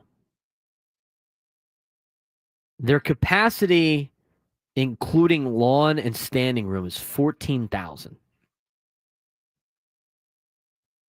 Last night they had 9,500 people at the game. So that's what is that? 9,500. About 70%, 67%, 70% of the stadium. Like, is that a success for the A's? When you're only filling about 70% capacity. That's announced attendance, too. That's not necessarily how many people were actually at the game. I understand that if it's in the whole deal, right? You know, like, you don't really care who the fans are. If you're the business, you just need butts and seats. And most of the crowd last night was Padres fans. But, like, how willing are you to root for Sacramento? If you're from Sacramento and you're being used by the A's, who don't want to be associated with you whatsoever, they don't want to be called the Sacramento A's. Just call us the A's. Do you go support the team while you're there? If an NFL team moved to San Diego for 2 to 3 years, but we're never going to stay, and they refuse to be called the San Diego whatever, would you, like, support the team? I don't know if I would or not. Like, it's a very interesting question. Like, I would love to have the NFL back in San Diego, 100%. Like, no questions asked. Whatever needs to be done. I'd love to have the NFL back in San Diego. I'd love to have the NBA here or the NHL. I mean, any major team, sports league in San Diego, I would love to have. But are you becoming the fan of the team? And again, we're not talking about, there could be A's fans that live in Sacramento. That's a little bit of a different story. We're talking about people that are born and raised from Sacramento that are like me, right? I support the teams in San Diego because I'm from here. That's why I'm a Padres fan. That's why I grew up a Chargers fan before they left. That's why when they left, I was like, don't let the door hit you on the way out. I like the goals, the local colleges. I support all of them. So the question is, if, just to make it a little comparable, Sacramento is a city that has the Kings, right? Sacramento Kings, but it's a one sport town. They're renting a team for a couple of years, and they don't want to be associated with your city name whatsoever. Don't call us the Sacramento A's. We just want to be known as the A's, the Athletics, because we're going to a better place. We're going to Vegas. We're not going to stay in Sacramento. We're going to Vegas. Do you support that team? How much of this is a success for the A's? I think it's a very interesting topic of discussion. Like, I'm trying to think if I would support, let's just say, Houston, the Texans right now are having a stadium issue. The Jags have always had a stadium issue. So when you come from some of those teams that are dealing with stadium issues that are looking to potentially move down the road, if you had the Texans for like 2 to 3 years, would you become a diehard Texans fan? If you're like, no, we can't call us the San Diego Texans. We're just the Texans. I don't know if I'd jump on the bandwagon. That might be the story of the A's season, like midway through the year when it comes to tickets. It's just going to be overpowered by opposing fans in this stadium that only seats 14,000 people. I mean, you should be selling that out every night. 14,000 for a major league game in general is embarrassing. I think most of the times when the Marlins announce their attendance, if it's anything under 20,000, it's laughable. I mean, you got to under 10,000 a couple of times last year in Miami. You're laughing at them. But you see the stadium, and it's like 70% full last night at Sutter Health Ballpark. And people are like, see, look, it's not that bad. It's like, it's 9,500 people at a Major League Baseball game. That's embarrassing. That's embarrassing. A's are an embarrassment to Major League Baseball with the situation they have up there in Oakland and Sacramento. And sure, I guess for the fan experience is great, but you got the clubhouse behind the outfield. You have to walk back to the clubhouse, and if any of the players need to go to the bathroom during the game, they have to go out in the outfield and go to the clubhouse, which is beyond the outfield fence. You're going to do this for multiple seasons? I'm sure the viewing experience there is great. We're going to talk to George about that in the 1 o'clock hour. But that doesn't mean it's okay to have Major League Baseball players call that their home for 2 to 3 years, or to have Major League teams roll in there and have to play. And it hasn't even gotten hot yet in Sacramento. Just wait for when it gets hot, how miserable it's going to be at that place. I'm watching on TV last night, and I'm looking, it looks so minor league. It didn't even look like a real MLB game. It looked like the Padres were playing in one of those exhibition games somewhere else. That 2-game series in Mexico City or something like that. You look at the Rays situation in Tampa, theirs is a little bit different. Theirs was a natural disaster that caused them to have to go play in a minor league park. And the city of Tampa thinks they could get the Trop up and running by next year. It might only have to be a season for the Rays. The Athletics have to be there for a couple of seasons. And they go in there and they already insult the hometown crowd and be like, yeah, well, we don't want to be associated with your city. We're not putting Sacramento on our stuff. I don't know. I don't know if I would support them if I was from Sacramento. Just be like, okay. I'd go watch the games, I guess. I guess that would be supporting in some kind of capacity. I think it'd be cool to watch an MLB game in that stadium, but I wouldn't be like an A's fan. I don't know how Major League Baseball expects to handle that situation. I don't know how this is going to work out for them. How this is not like a glaring black eye to Major League Baseball. I mean, 9,500 people last night. I would imagine 60% of the 60% of the capacity was Padres fans last night. It looked like it on TV. It sounded like it on the radio. When Tatis hit that bomb to left. Just an interesting dynamic over there. I mean, I guess they started to pay some money on some players. I don't think the team is utterly that bad, but I mean, you finally make it to the big leagues, and the big league team you're on is playing in a minor league ballpark. It just looks way different. We'll get the full report from George in the 1 o'clock hour. Padres are in the best division in baseball right now with the starts that the Dodgers and the Giants have had.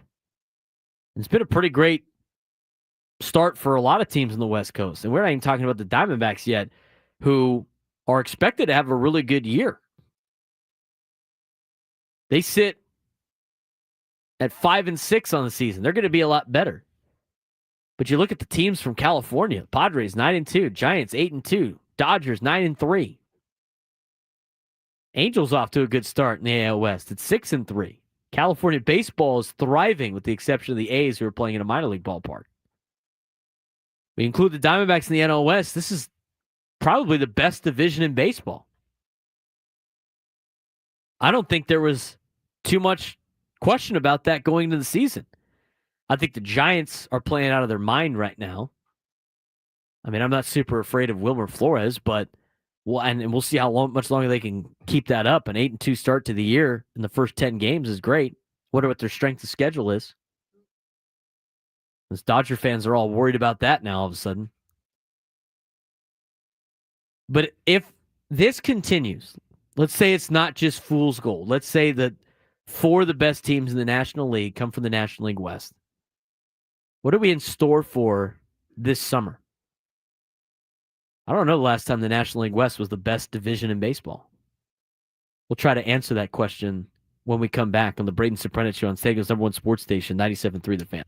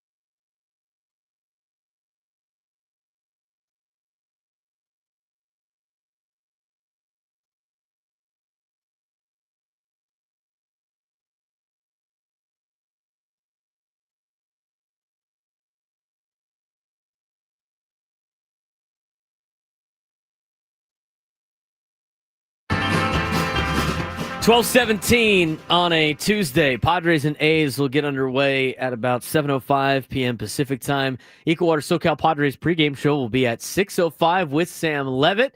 Got Gwen and Chris coming up after us, and we will be talking a lot of Padres baseball as we continue on the Braden Surprenant show. We talked about the National League West Division being the best in baseball. But can the Giants keep pace with the rest of the National League West? Might have an answer for that for you coming up. But first, we're going to get back to the phones. Ron La Mesa wants to weigh in on the show today. Ron, what's going on? How's your Tuesday going? Doing great, Braden. How about yourself, buddy? Doing well. What do you got for me today? Hey, just real quick on the basketball, at least the Big 12 made the final, so I'm happy with that. I hated the fact that they kind of gacked it a little bit, but oh well, at least the Big 10 wasn't there or the SEC both teams. So that's right. Hey, one quick thing on the Padres. You know what? Oakland, they don't care about their stadium because I just happened to look back in the last 6 years, Braden, they averaged about 10,000 a game, even in Oakland Coliseum. So this is just a smaller area where it doesn't look like they've been, completely written off in Oakland. So they're used to it. They probably don't care. And as far as the bandbox, welcome to Cincinnati and all those other ones too. It's going to be the way it is. And as far as the Padres go, people in San Diego kill me, man. They can't ride the wave. We're on a wave right now. Our team's playing good. And they always got to be, well, what's this? What's that? You know what? They're winning with the guys they've got, and they're all stepping up. Now, granted, 20, 30 games down the road, Hayward may not be there. Gurriel may not be there. But, right now, they're playing as a team. And to me, it's all Schilt. Since Schilt came on, Braden, I've noticed a complete change in the way that dugout runs. Not that Melvin wasn't a good coach, but camaraderie in the clubhouse, I think, is an all-time high. Ron, I think you bring up some good points. I appreciate the phone call. I think Mike Schilt should deserve a lot of credit for the way the team is performing because of the way that he has managed the personalities in the dugout. I think that's a major factor for managers. I think the manager position in baseball is one of the most overrated positions in sports from a scheme and a strategy standpoint. Because the majority of their job is to manage personalities and make sure everybody is happy and keep everybody on the same page and make sure everybody's pulling the rope in the right direction. And you got a lot of egos that you got to manage on all these teams. And what Mike Schilt has done with these players and the way that the culture has been built, starting with him and the rest of the leaders of this team, they've done an excellent job and focused on winning each and every day. And we talked about that earlier in the show. Again, if you missed it, you can follow us on social media at @B_SURP. You can also subscribe to our podcast, The Braden Surprenant Show, wherever you get your podcast, and also watch us on YouTube. If you're on YouTube right now and you haven't done so already, give us a like on the YouTube page. We greatly appreciate it. National League West, best division in baseball right now. To start the season, now they all have to maintain as the season progresses. We're only a handful of games into the regular season in the grand scheme of things. 11 games played by the San Diego Padres. The Dodgers have played 12. The Giants have played 10. And the Diamondbacks have played 11. Diamondbacks are one game under 500 in fourth place. Dodgers at 9-3, tied with the Giants for second as a half game behind the Padres. The Giants are 8-2, and the Padres are 9-2. Last 10 games, 8-2, 8-2, 7-3 for the top three teams in the National League West. If you look at the National League in general, the Phillies, after taking 2 out of 3 from the Dodgers, have moved a half game in front, or they're actually a half game behind LA, but they are at 7-2. They got a slight winning percentage advantage on the Dodgers, but 3 of the top 4 teams in the National League West, or 3 of the top 4 teams in the National League, are from the National League West. Diamondbacks are not too far behind, and I would expect them to kind of catch up a little bit here in the next couple weeks or so. When you have a division like this, it sets yourself up for a fun summer of competitive baseball. I mean, you're going to get like playoff level atmospheres in San Diego, San Francisco, LA, and Arizona as the season progresses. You're going to have these fun games coming to Petco Park, and all these division games are going to be, seem like they matter even more. I mean, the baseball world is going to be focused on the National League West. I think it's great for the Padres. I think it's great for the NL West. I think it's great for West Coast baseball that, for the first time in a long time, it's not one of the divisions in the East. I think on paper, a lot of people thought the National League East was going to be a gauntlet of a division. Right now, it's been okay. I think everybody always assumes that the American League East is the place to be, but I think the National League in general is just way better than the American League. I mean, the Texas Rangers have the best record in the American League at 8-3, and after that, only a handful of teams are just 1 or 2 games above 500. There's not a lot of teams that are off to particularly great starts. The Tigers just taken it to the Yankees yet again today. Yankees got off to that good start to put them in first place, but they don't really scare me, even with their torpedo bats. Red Sox have been a little disappointing to start the season. Again, only 11 games in. Toronto's been better than expected. Baltimore's been kind of disappointing too. A game under 500 for the young talent that they have, but the pitching staff that they have is not very good in comparison to where it needs to be in order to be a contender for a World Series. And you look at the rest of the divisions, I think the NL East is not bad, but the Braves have gotten off to a rough start. Miami's not doing too bad at 500. But again, early sample sizes for all of those teams. Now, when talking about the National League West, you got to talk about the Padres, the Dodgers, and the Diamondbacks. But the Giants have gotten out to a great start. They're 8-2. What have the Giants done differently than last year? Last year, they went 80-82. They were 2 games under 500. In the offseason, they lost a Cy Young Award winner in Blake Snell. He ends up signing with the Dodgers. You bring in Justin Verlander as one of your big pieces during the offseason, and you brought in Willy Adames. I mean, those are your big pickups. I guess you can say Jung-Hoo Lee is kind of a pickup for the Giants. He missed significant amount of time last year. And as we saw with Ha-Seong Kim, there's that transition period for a lot of these players that come over from overseas. And Jung-Hoo Lee's off to a good start. He's hitting .333. In fact, he's one of the only players for the Giants that actually has an expected batting average higher than his current average. So do you believe in the Buster Posey hype? Is he the reason why the team has turned things around with the way that he runs the team from a front office perspective?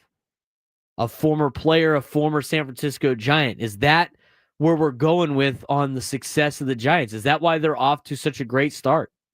Manager's the same. Roster is relatively the same. I think you got worse on the pitching side of things by adding Verlander and losing Snell. I guess you could say Willy Adames has been an upgrade, but he's hitting .222, and his metrics are not in particularly great. It's not like he's carrying the team right now. He's hitting .222 with an expected batting average of 180, and his slugging percentage is .268. His OPS is .535, and he actually, as an OPS plus player, is at 55. The average major leaguer is 100. You look at some of the stats of the Giants so far, and most of them are hitting better than what is expected of them. They're getting some luck early on in the season. Heliot Ramos is hitting .279. His expected average is at .232. Matt Chapman hitting .257. Expected average at 151. Willy Adames hitting .222. Expected 180. Lamont Wade Jr. is hitting a $118. Expected 190. A little bit of an upgrade, not too much.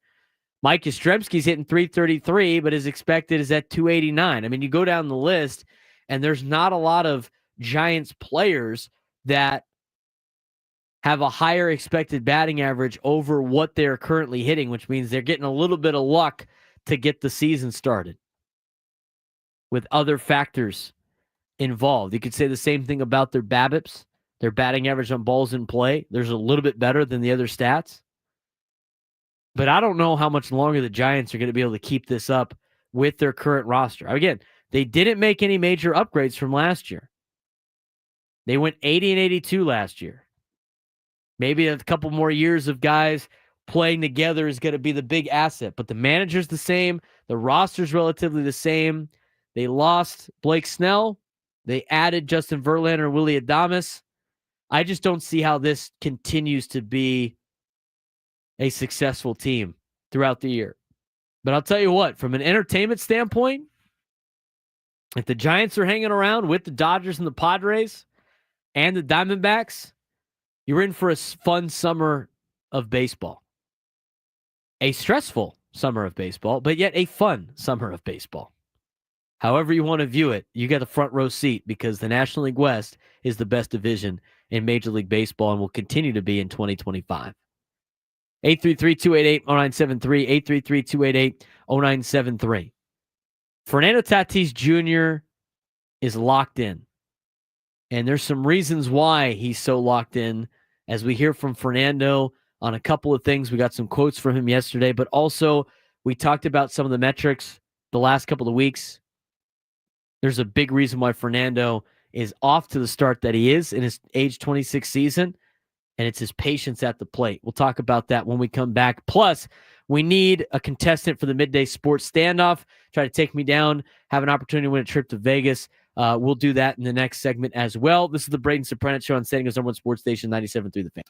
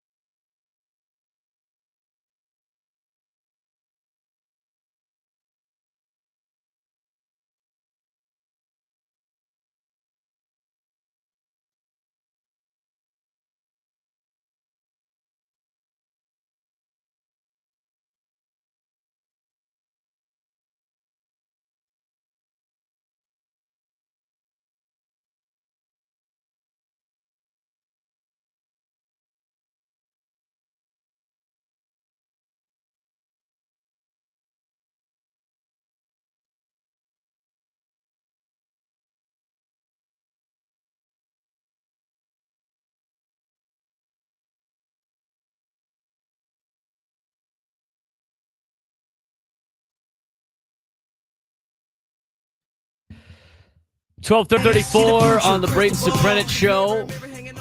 I want to mention that we got the midday sports standoff coming up in just a little bit. So if you haven't called in yet to participate, get yourself in the list, 833-288-0973, 833-288-0973. You can qualify for a chance to win a grand prize, 2 tickets to either Disturbed, Ghost, or Pantera in Las Vegas, plus a 2-night stay at the MGM Grand in Las Vegas, and a $150 gift card. Get tickets for all 3 shows now at Ticketmaster.com.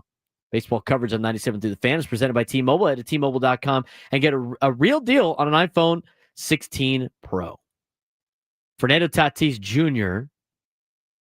is locked in at the plate right now. I mean, he's off to a great start to the season in his age 26 season.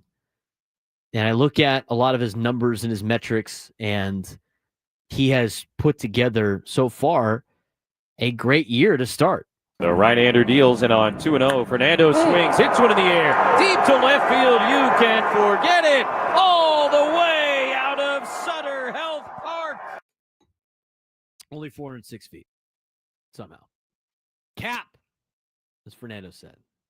That's cap. He definitely hit that way further than that. I agree, 100%. Anyway, so Fernando, he's off to a great start. If you look at a lot of his metrics from 2024 to 2025, they've been very, very impressive on Baseball Savant. I mean, they've jumped up in a lot of potential categories. A lot of them are relatively the same. I mean, he has always been a phenomenal hitter. His ex-WOBA has always been, in the 90th percentile. It's at 99. He's in the 99th percentile right now for his expected weighted on base average. His expected batting average is in the 99th percentile Major League Baseball. His expected slugging, 96th percentile Major League Baseball. Average exit velocity, barrel percentage, hard hit percentage, all red on Baseball Savant, which is a good thing. Bat speed, squared up speed, chase percentage, squared up percentage, chase percentage. But the biggest difference for Fernando is really chase percentage, whiff percentage, strikeout percentage, walk percentage.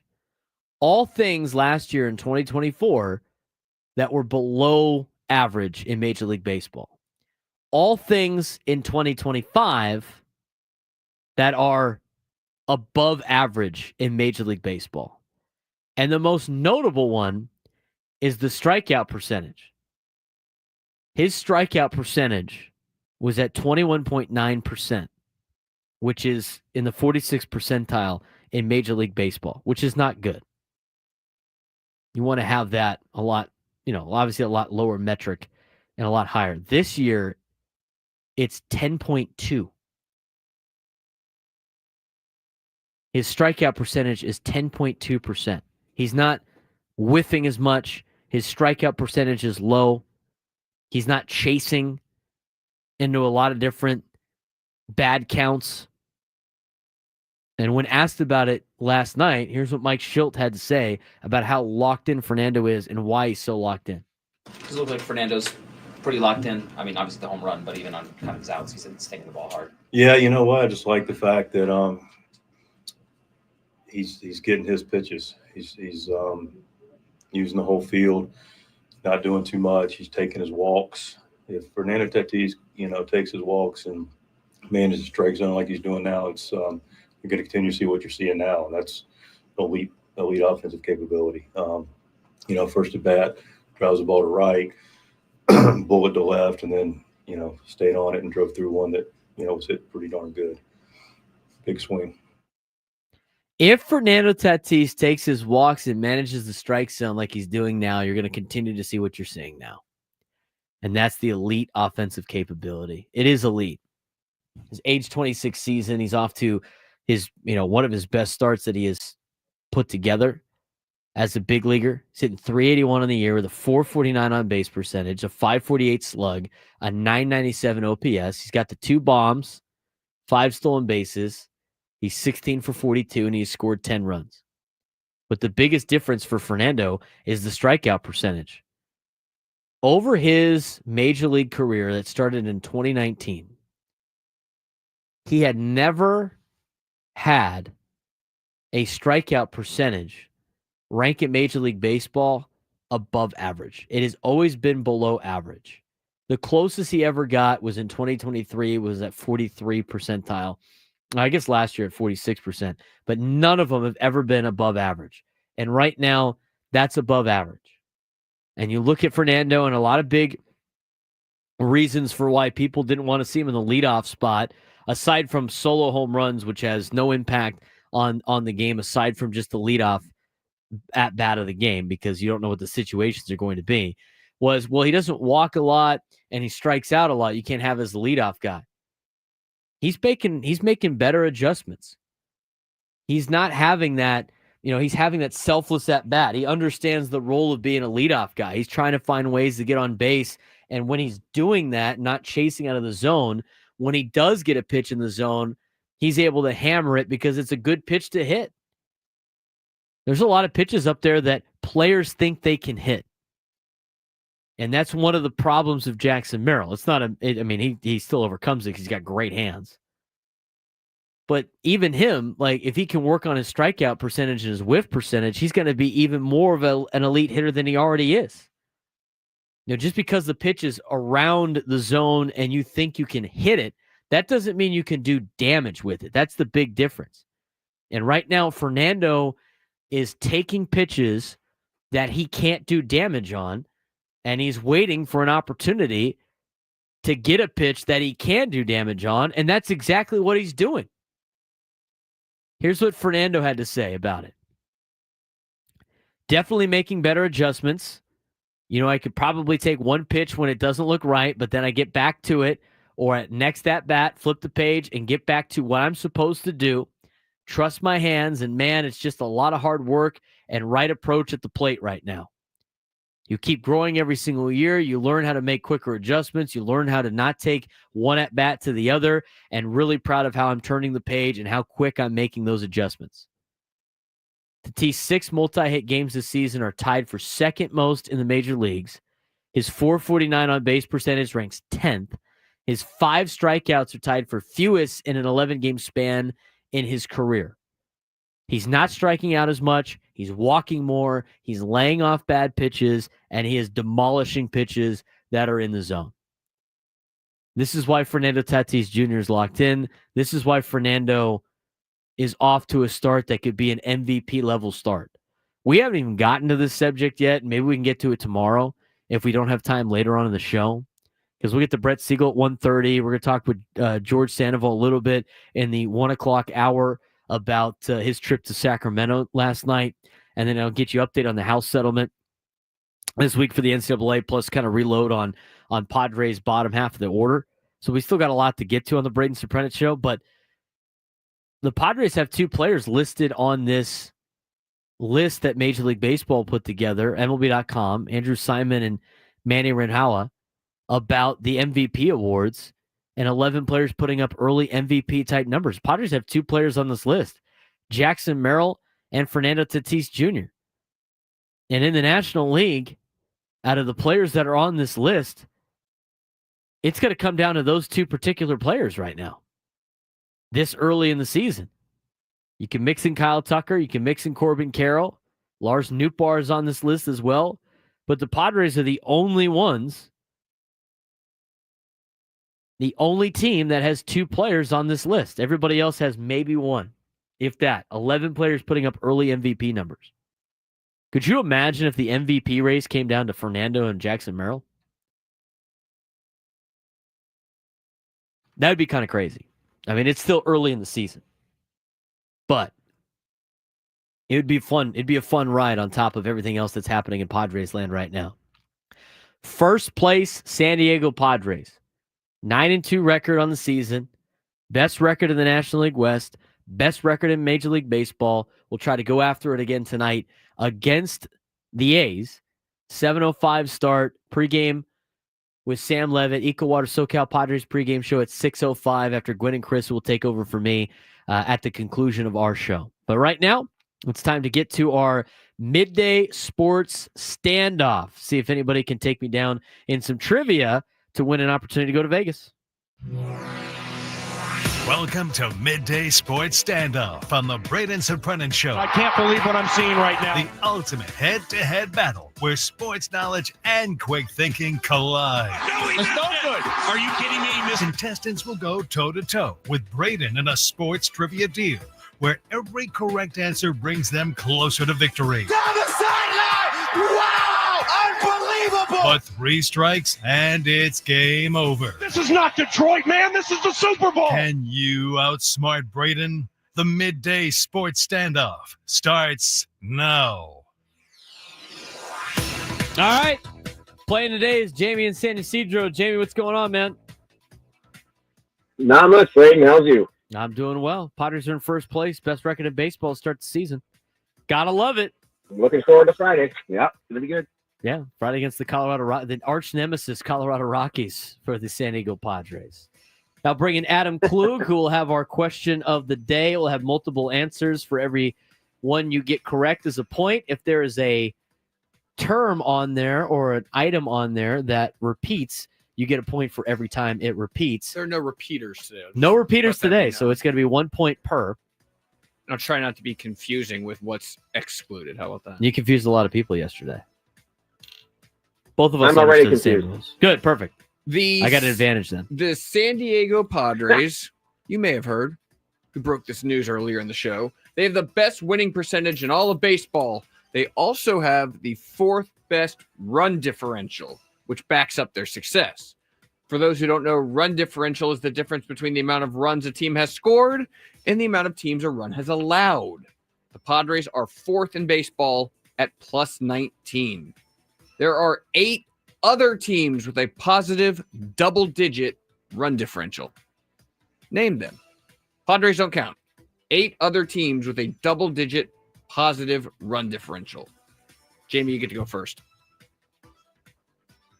The Giants. Giants, correct. I'll go with the other National League West team, the Los Angeles Dodgers. Just had to go there, didn't you? I gotta get out of the way. Gotta get out of the way. We can't let somebody win on that. All of MLB, right, Adam? Not just National League? Correct, all of MLB. Okay, I'm going to have to go with the Yankees. Yankees 2nd in baseball, plus 27 before today's game. I'll go with the Phillies. Plus 16. Wow. I'm going to go with the Rangers. Not double digits, my friend. I'll go with the team that has beaten up on the Yankees the last couple of days. I'll go with the Tigers. Entering today's action, so before today's game, they were at plus 10. They just beat the Yankees 5-0, so that puts them at plus 15. Wow. But I would have bet they were plus 10 before that, so I'm giving Braden that one. Are the Rangers? What was the Rangers differential? I only have the double-digit ones in front of me, Braden. Oh, okay. Fair When enough. I give you a list, I've got the list. Got the list. The list is the list. All right, so 1 strike for Jamie. Back to you. Didn't we just lose 2 games to the Cubbies? Number 1 run differential in baseball, plus 28. They also beat up on the A's in their bandbox ballpark in Sacramento. They beat them 35-9 in 3 games. Good one, Jamie. That's a good one, Jamie. How many we got left?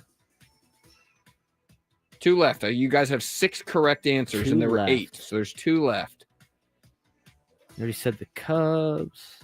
What about the Metropolitans? Damn it. So Braden, that Yeah, gives you yes. 4. Jamie's got 3. There's only 1 correct answer left, so he needs it for the tie, which would give him the win. Give him the win. There's 1 answer left. I was saving this one in the hopes that Braden wouldn't get it. I think the Red Sox have double digits. There you go.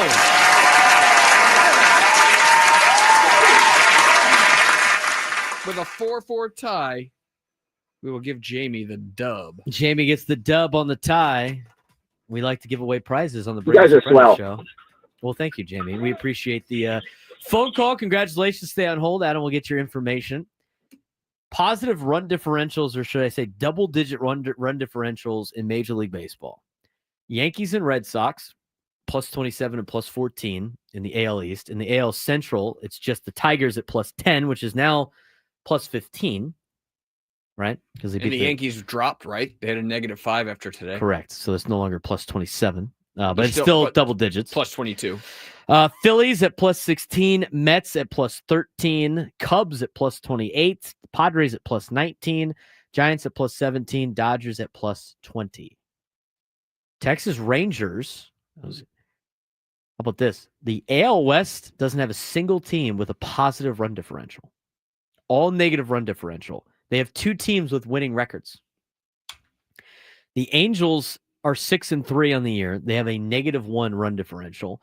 The Rangers, who are 8-3 and have the best record in the American League, have a -8 run differential. I feel like I can just hear Ben Higgins driving around in his car, nodding along at us, talking about run differential. He's a big run differential guy. Huge run differential. He was defending the Padres nonstop, 2 years ago because of the run differential. Run differential. Well, it's usually a factor for expected win-loss. If you have a high run differential, your expected win-loss is higher than what your actual win-loss is. So, like, the Rangers are 8-3, but according to their -8 run differential, because they've been outscored 41-33 in ball games, their expected win-loss right now is 4-7.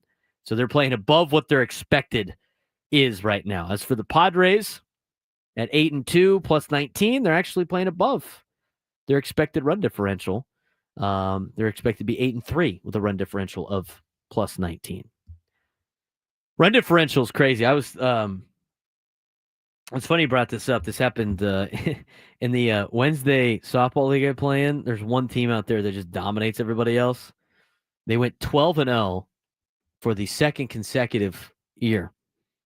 And they outscored teams 200-80 in softball. Insane. Everybody else's run differential was negative, with the exception of theirs. Maybe the team's too good for the league. Move them somewhere else. It's out there shagging. That's like if you're that team you just tell the guys in the handshake line, "Hey, thanks for shagging. Appreciate it." That's basically what I basically paid $70 to play in that Wednesday league to shag for a team at 9 and 10 o'clock at night. Needless to say, I don't necessarily know if I want to play in that league again. It's not fun. Not fun, just out there shagging. I would only get like 2 at-bats, too. 833-288-0973, 833-288-0973. Another big congratulations to Jamie and San Diego with the big tie. Tie goes to the contestant on the Braden Surprenant show. We like giving away prizes here. We got a lot to break down when it comes to college athletics about the House settlement this week. I'll get you everything you need to know on a bare basis, how it affects San Diego State, USD, and UCSD moving forward. There's a lot of big decisions that are coming down in the next couple of weeks that all of the athletic departments here in town are paying attention to, because it involves roster sizes, it involves scholarships, it involves transfer portal and everything like that, as they try to corral a little bit of the wild, wild west in college athletics. What it does not include is NIL and how they want to deal with third parties. It does not include Title IX, which might be a major issue moving forward on another potential lawsuit. And so there's a lot that's being solidified in the next couple of weeks in a court case in Oakland. It's called the House settlement. It's House versus the NCAA. We'll keep you updated on everything you need to know about that in the 1 o'clock hour. Brett Siegel from ClutchPoints. He is a national basketball insider, NBA insider, national NBA insider, will be joining us at 1:35. Talk about the news out of Denver. They fired their head coach with 4 games to go in the regular season. They're a playoff team. Everybody's asking the question why. We might get some answers out of Brett, the 1:35 spot in the show. And then, of course, coming up next, what is it like to actually attend a game in Sacramento? We got a lot of Padres fans that are up there right now for the next couple of days to watch a ball game at Sutter Health Field in Sacramento. But we had somebody here from the Odyssey Palace be at the game last night. George Sandoval will come on the show in studio with us live to talk about what the experience was like at a minor league ballpark.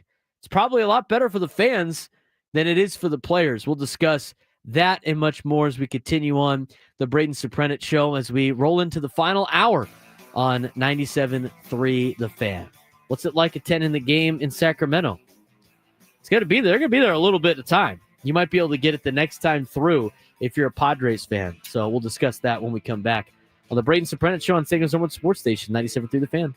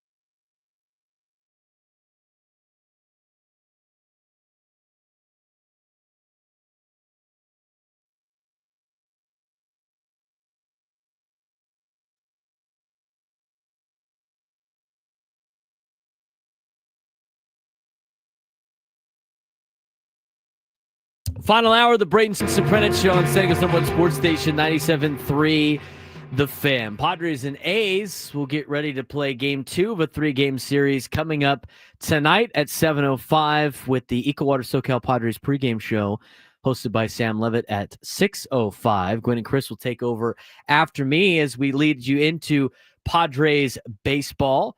And, of course, with the Padres, they're the best team right now, record-wise, in Major League Baseball. They got the best record in the National League West, obviously. Sit at top of the leaderboard, going to try to keep that thing going tonight in Sacramento.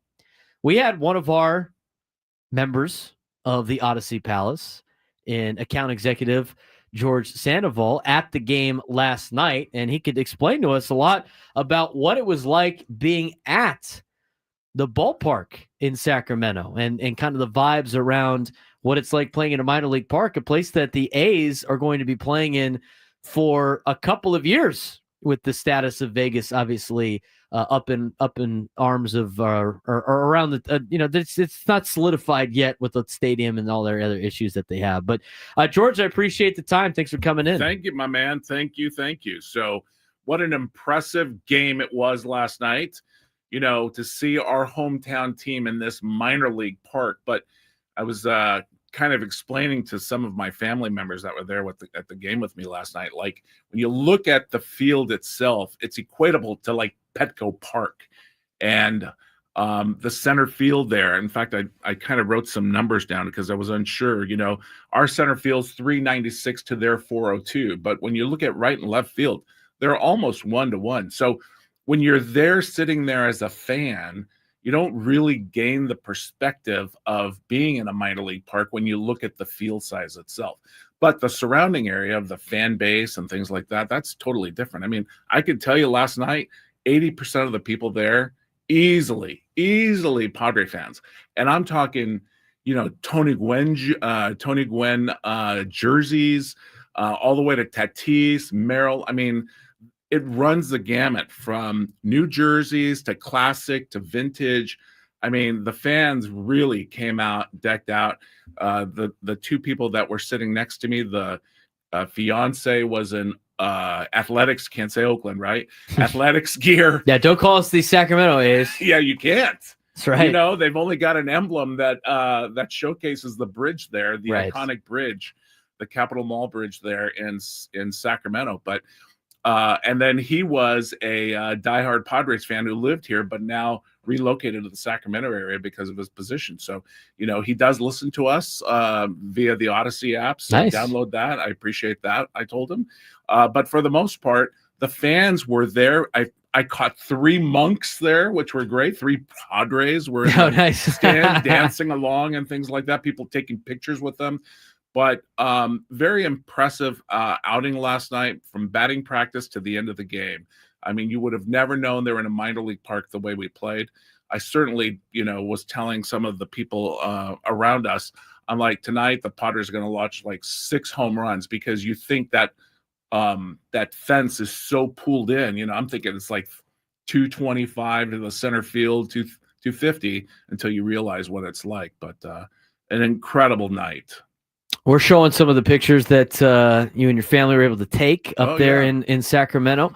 It's a nice little backdrop. I think, with the trees and the berm seating, it's obviously great for the fans. And in the players' perspective is obviously very different. But let's talk about like start to finish of your day. Let's start with the vibe around the stadium and the town of Sacramento in particular, because I've been on a lot of trips to watch Padres baseball in more recent years, but you get the feeling of the major league city. You got the bar signs that that have the Padres logo outside of the bars and the gas lamp. When you go on the road, you see it for all the other teams. I know there's a nice little area nearby within a mile that you can potentially walk to from the ballpark and vice versa. But what was kind of the lead in to the stadium? I mean, did it feel like a big league town? You think Sacramento's embraced the A's? I mean, what was the vibe around the city of Sacramento with their new big league ball team that's going to be there for the next couple of years? Yeah, I didn't really see any of that, which was really sad. I don't know that the city of Sacramento, I mean, I don't want to be quoted on this, and next thing you know, people are like, throwing baseballs through like glass windows at home. But I don't see it there. I see a lot of Oakland A fans that are still chanting, "Sell the team, sell the team." In fact, I saw a green shirt with the word "sell" in masking tape, which I thought was pretty impressive. But for the most part, where Sutter Park is on the other side of the river from downtown, there's literally nothing there but an apartment complex across the street. There is no, bars, restaurant. And the area you're speaking about, Old Sac, is, literally about a half a mile from there. I don't know how many fans, transit from that area and go to the park itself. But, streaming into the park is just normal because there's just no activity around it to add that hype. But I'm sure things will change when they will change when they go to Vegas, even if that happens. And I actually was in Vegas a few weeks ago, and I saw the pit on where that new Coliseum is going to go, that new ballpark is going to go. So warm-ups were fantastic. The vibe in the crowd as people are at concessions and in the merchandise store, I did see some Padre fans buying athletic gear, possibly as a souvenir, right. Someday. That actually happened, in Sacramento. But that was wonderful. The crowd really gets into the game, but I think a lot of it is, to me, the production. It is nothing like Petco. None of the production elements is nothing like what the Padres perform and do.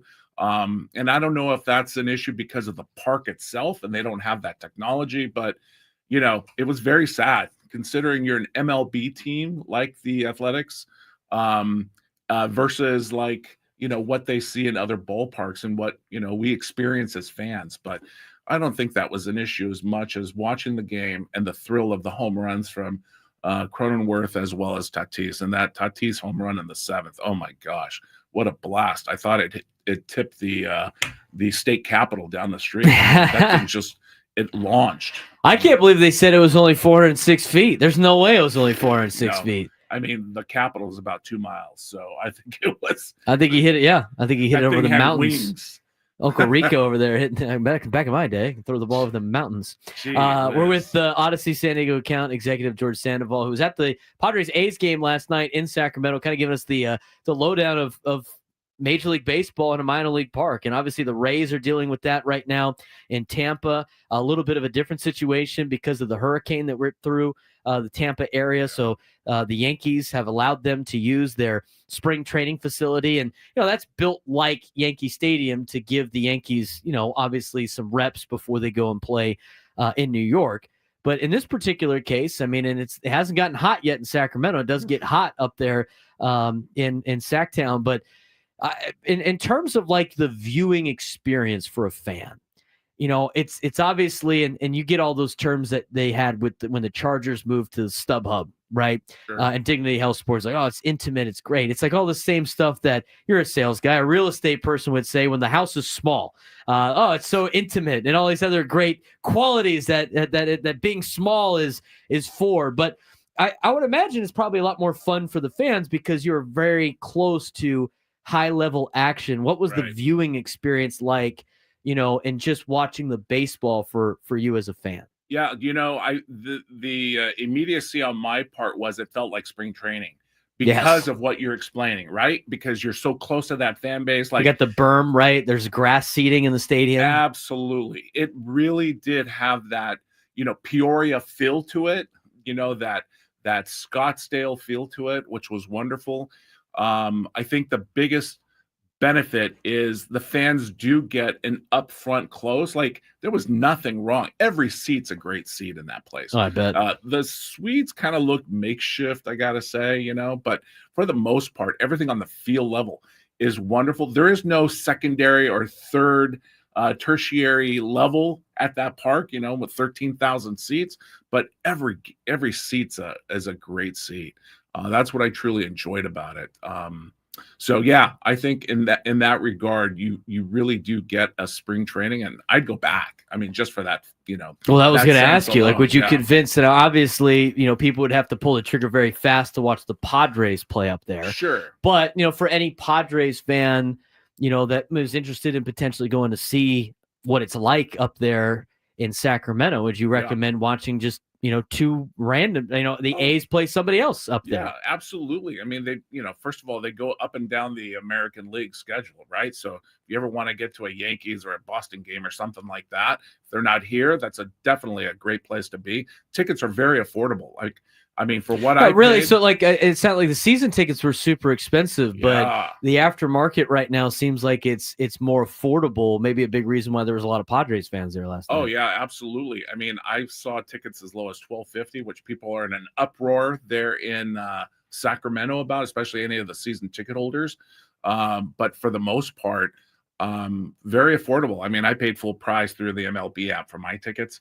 My nieces, they actually bought some on StubHub at 50% of what I paid. And I'm like, oh my Savvy. God, you're sitting next to me. That's right. How does that happen? How did that happen? See, they're younger than I am. Yeah, gotta get savvy with the ticket buying. That's right. But what was the concessions and all the other like overall prices for that? Because obviously the tickets are a little bit less, but overall experience from a monetary standpoint. Yeah, I mean, I think they're equatable to any ballpark you go in. The beer is the same.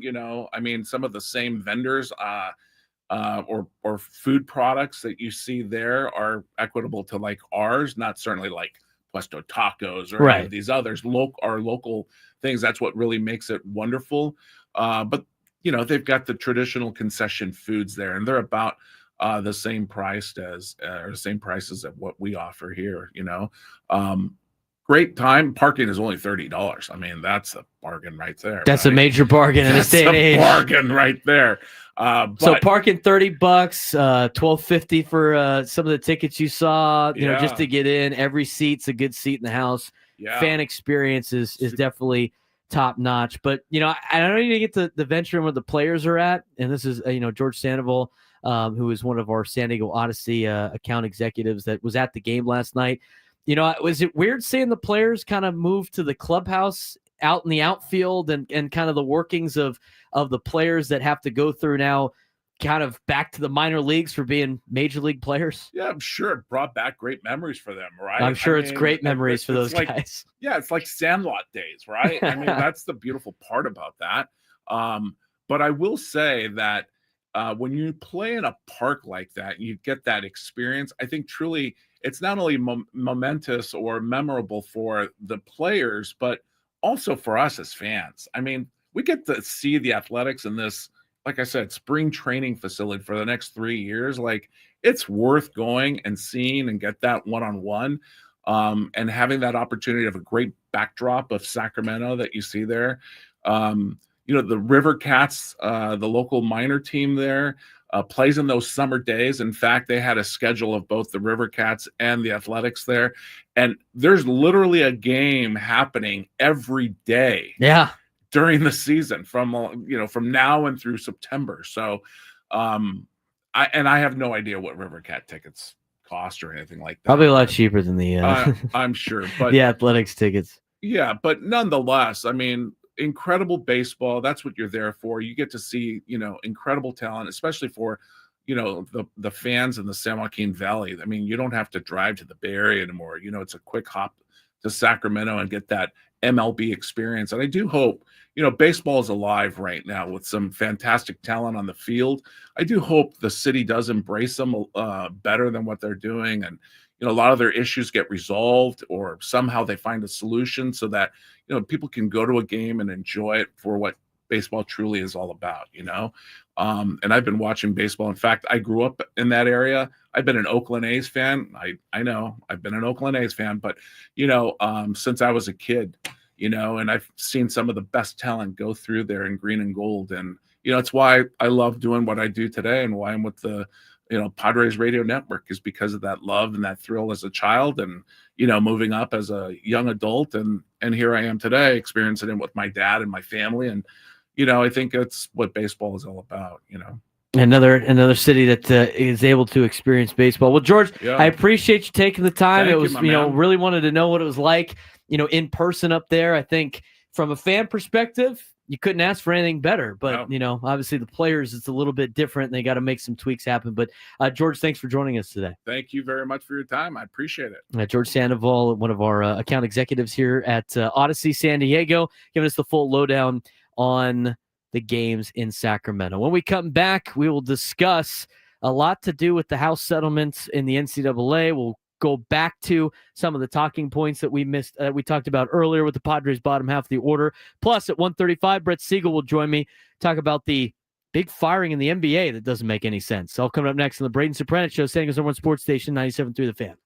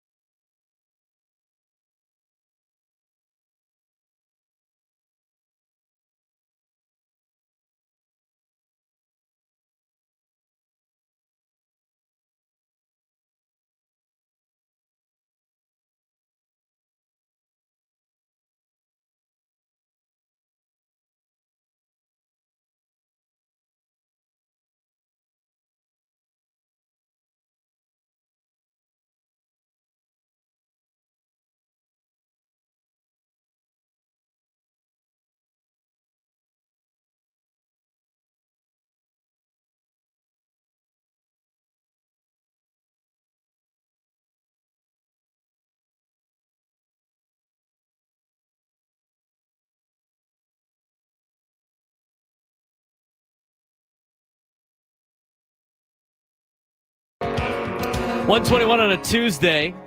Padres and Athletics will be underway at 7:05. Ecowater SoCal Padres pregame show with Sam Levitt at 6:05, following Gwynn and Chris, which will be on in about 40 minutes or so. Talking about the first place, best record in baseball, San Diego Padres. This is the first time the Padres have been in sole possession of first place in the National League West since June of 2022. That's a long time. I'm not ready to hang a banner for it, but they're off to a good start. They're off to a really good start, and we love to see the Padres off to a good start. 9-2 record to start the year, tied for most wins in Major League Baseball. The Dodgers have the same amount of wins as well, but they've played an extra game. So we'll see what we got in store tonight between the Padres and the A's. Padres are going against the left-hander. We should see what the lineup looks like. I'm very curious to see what the lineup looks like tonight.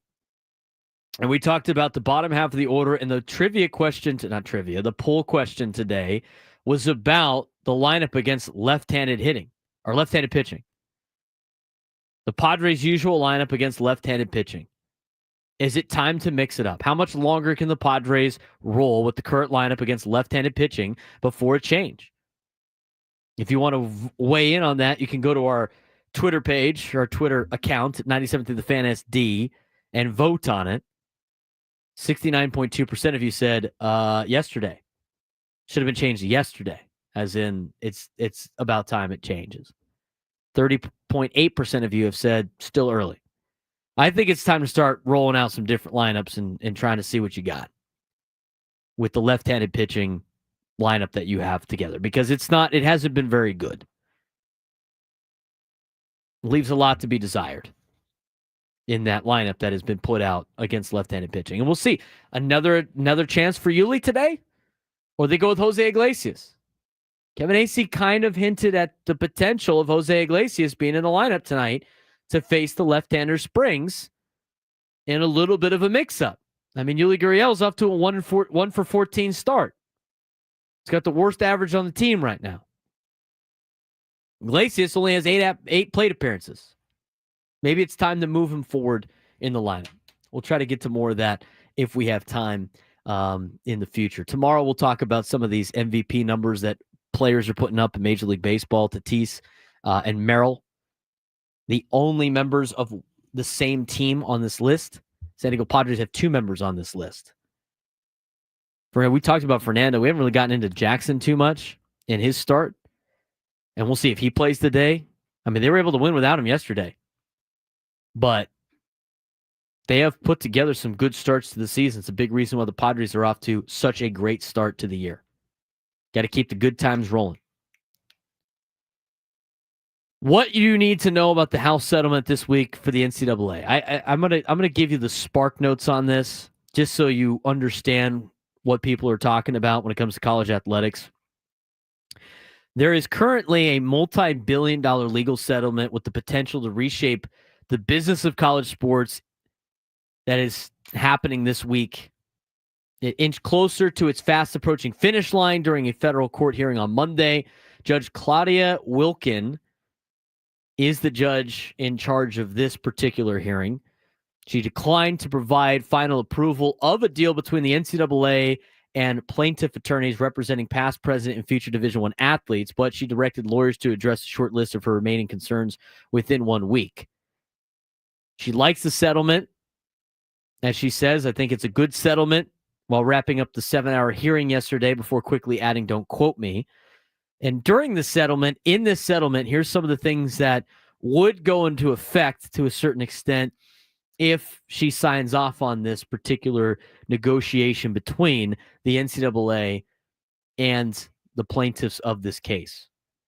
The NCAA has agreed to pay roughly $2.8 billion in damages to past and current athletes to settle 3 federal antitrust lawsuits that claim the association's rules have limited the athletes' earning potential in various ways. The deal, commonly referred to as the House settlement after lead plaintiff Grant House, also would create a new system for schools to pay players directly starting this summer. In exchange, the NCAA will be allowed to limit how much each school can spend on on its athletes per year, an effective salary cap that is expected to start at roughly $20.5 million per school and increase annually during the 10-year lifespan of this particular deal. The deal also gives the industry's most powerful conferences an increased ability to police name, image, and likeness deals between athletes and boosters, which is intended to keep teams from using their boosters to circumvent that $20.5 million gap. The $20.5 million comes from about an average percentage from the power schools of 22% of the revenue they get from TV. Now, not every school has that. Kirk Kenney had an article about this in the paper yesterday, in particularly involving an interview with San Diego State Athletic Director John David Wicker. He goes on to talk about, like, in terms of decisions this week. I personally don't think she will gavel in that today.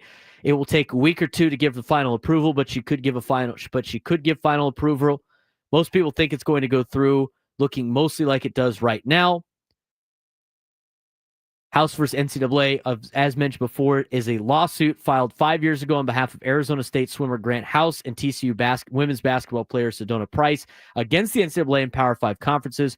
More than 100,000 other college athletes have joined this class action case. The lawsuit seeks damages, as mentioned, denying name, image, and likeness compensation. Some of the things that, if it's approved, again, we talked about the $20.5 million, which would be spread amongst all of the sports teams at universities. Half of the Power 4 schools reportedly plan to pay out the full $20.5 million, a figure derived by calculating 22% of average annual revenue from Power Conference schools. Quote from John David Wicker, again, how this affects San Diego State. If anyone wants to write us that check right now, I'll be happy to share that amount, as he joked at the season ticket holder event that they had at Snapdragon a month ago. But otherwise, we'll be at a number much lower than that, much lower. Like virtually all Group of 5 schools, San Diego State is expected to distribute only a fraction, perhaps 10% of the available cap. Schools have been modeling how the money will be distributed, with some contemplating giving 75% to football, 20% to men's and women's basketball, and 5% of what they can share to all of the schools' other sports. The good thing for San Diego State, as mentioned by their athletic director and John David Wicker, is we're going to be able to take contributions to the athletic department to help us with our revenue sharing in addition to scholarship checks, and all of that is good for us to keep us competitive. Not only that, what also this potential case does, if it's agreed upon, which it sounds like it will, it's just a matter of time, roster limits and full scholarships. So all the sports that currently are splitting scholarships to counteract for Title IX, every sport now would be able to give away full scholarships and not any half scholarships. It would eliminate walk-ons, and it would limit roster sizes, so more of the athletes will get spread amongst all the other schools at the Division I level. So not, Alabama can't hog and hold all of the players on their football team, because before they didn't really have roster limits. So with all of that being considered this week, the primary focus obviously is on San Diego State, USD, and UCSD in town. At least what it does is it creates more opportunities for these other schools to be competitive, but it does eliminate a lot of roster spots for kids and opportunities for kids in other sports, because a lot of these schools, I've already mentioned, they're going to start eliminating sports and just go to the limited, the minimum amount that the NCAA requires in order to be affiliated with the NCAA. There's still a lot to be unpacked with this. It sounds like it's going through. The good news for college athletic fans is it should harness and control a little bit of what has been the wild, wild west in college athletics. It's not going to be foolproof, but it's a very interesting topic that we will address later on in the week. And as this develops, how it affects San Diego State, USD, and UCSD. But what you need to know is they're going to come to an agreement very shortly. It's going to back pay athletes on NIL missed opportunities in a class action lawsuit. It's going to allow schools to revenue share from their TV contracts. It's going to limit roster sizes in all sports, and it's going to make everybody that plays on a college sport full scholarship recipient if the school elects to do so. So that's what you need to know about what's going on in the college athletic world. What do you need to know about the latest insane firing in the NBA? Brett Siegel will join us next to talk about what the Nuggets are doing and what the NBA is shaping out to be as we have a couple of games left before the postseason starts. That will wrap up our show before we get you to Gwen and Chris on San Diego's #1 sports station, 97.3 The Fan.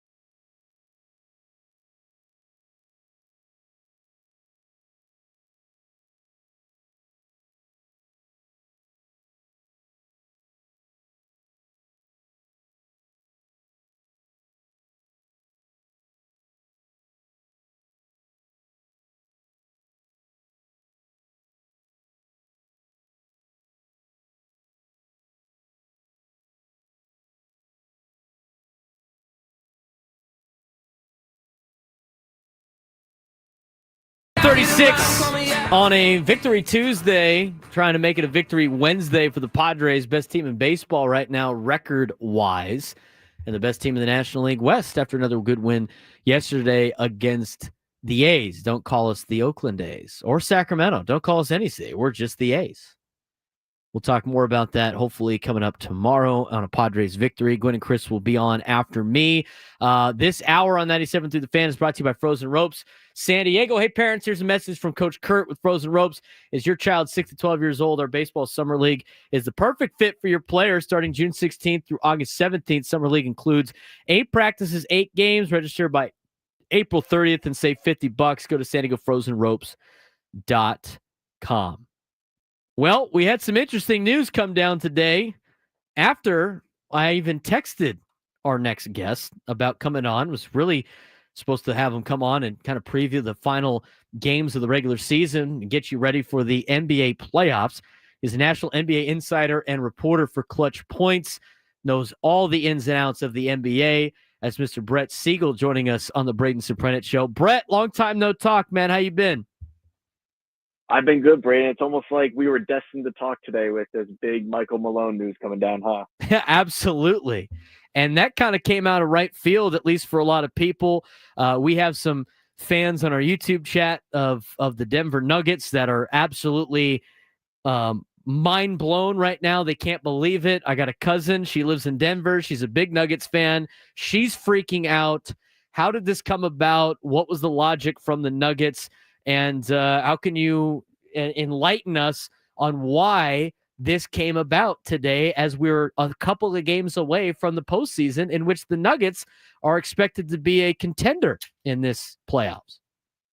Yeah, much like how last week we saw Taylor Jenkins fired by the Memphis Grizzlies, and everybody's wondering, well, you're a week away, 2 weeks away from the playoffs. What are you doing? This is even crazier. And because Michael Malone just won a championship in 2023 for the Nuggets, it was their first championship in team history.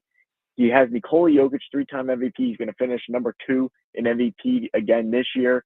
You have a team that's contending for a championship. They're 4th right now in the Western Conference, 47 wins on the season. If they win their last 3 games of the year, another 50-win season. This was a 10th season with the Denver Nuggets. He's the all-time winningest coach in their history, a coach that they stood by for years and said, he's our guy. He's going to lead us to a championship. He finally did. And now this is how you treat him. It baffles me that the power of some of these front offices and owners of them, the decisions that they're making right now of what direction are you really taking your franchise? Because you have players in the prime of their careers with Jamal Murray, Michael Porter Jr., Nikola Jokic. Then you go out in left field and make this move, and you're going to appoint David Alleman, who's a fantastic coach. Don't get me wrong. He's been pursued by several different teams around the league in recent years for head coaching searches. He's Denver's lead assistant. He stayed there along Malone's side, and he was gonna be a head coach one day. This is not the way that he wanted to become a head coach, seeing one of his good friends fired, and now he's taking this team 3 games left in the regular season, heading into the playoffs, and all of a sudden all their momentum's trending down. It's just a mind-blowing situation here in Denver that they not only fire Malone, but they also give Calvin Booth the boot. And now they're going through a complete reset in their front office, complete reset on the sidelines. I don't like it for them. I don't like the direction of this franchise. And now obviously all the questions are going to become, well, what does this mean for Nikola Jokic and Jamal Murray in their future with the Denver Nuggets? National NBA insider and reporter for ClutchPoints, Brett Siegel, joining us on the Braden Surprenant Show.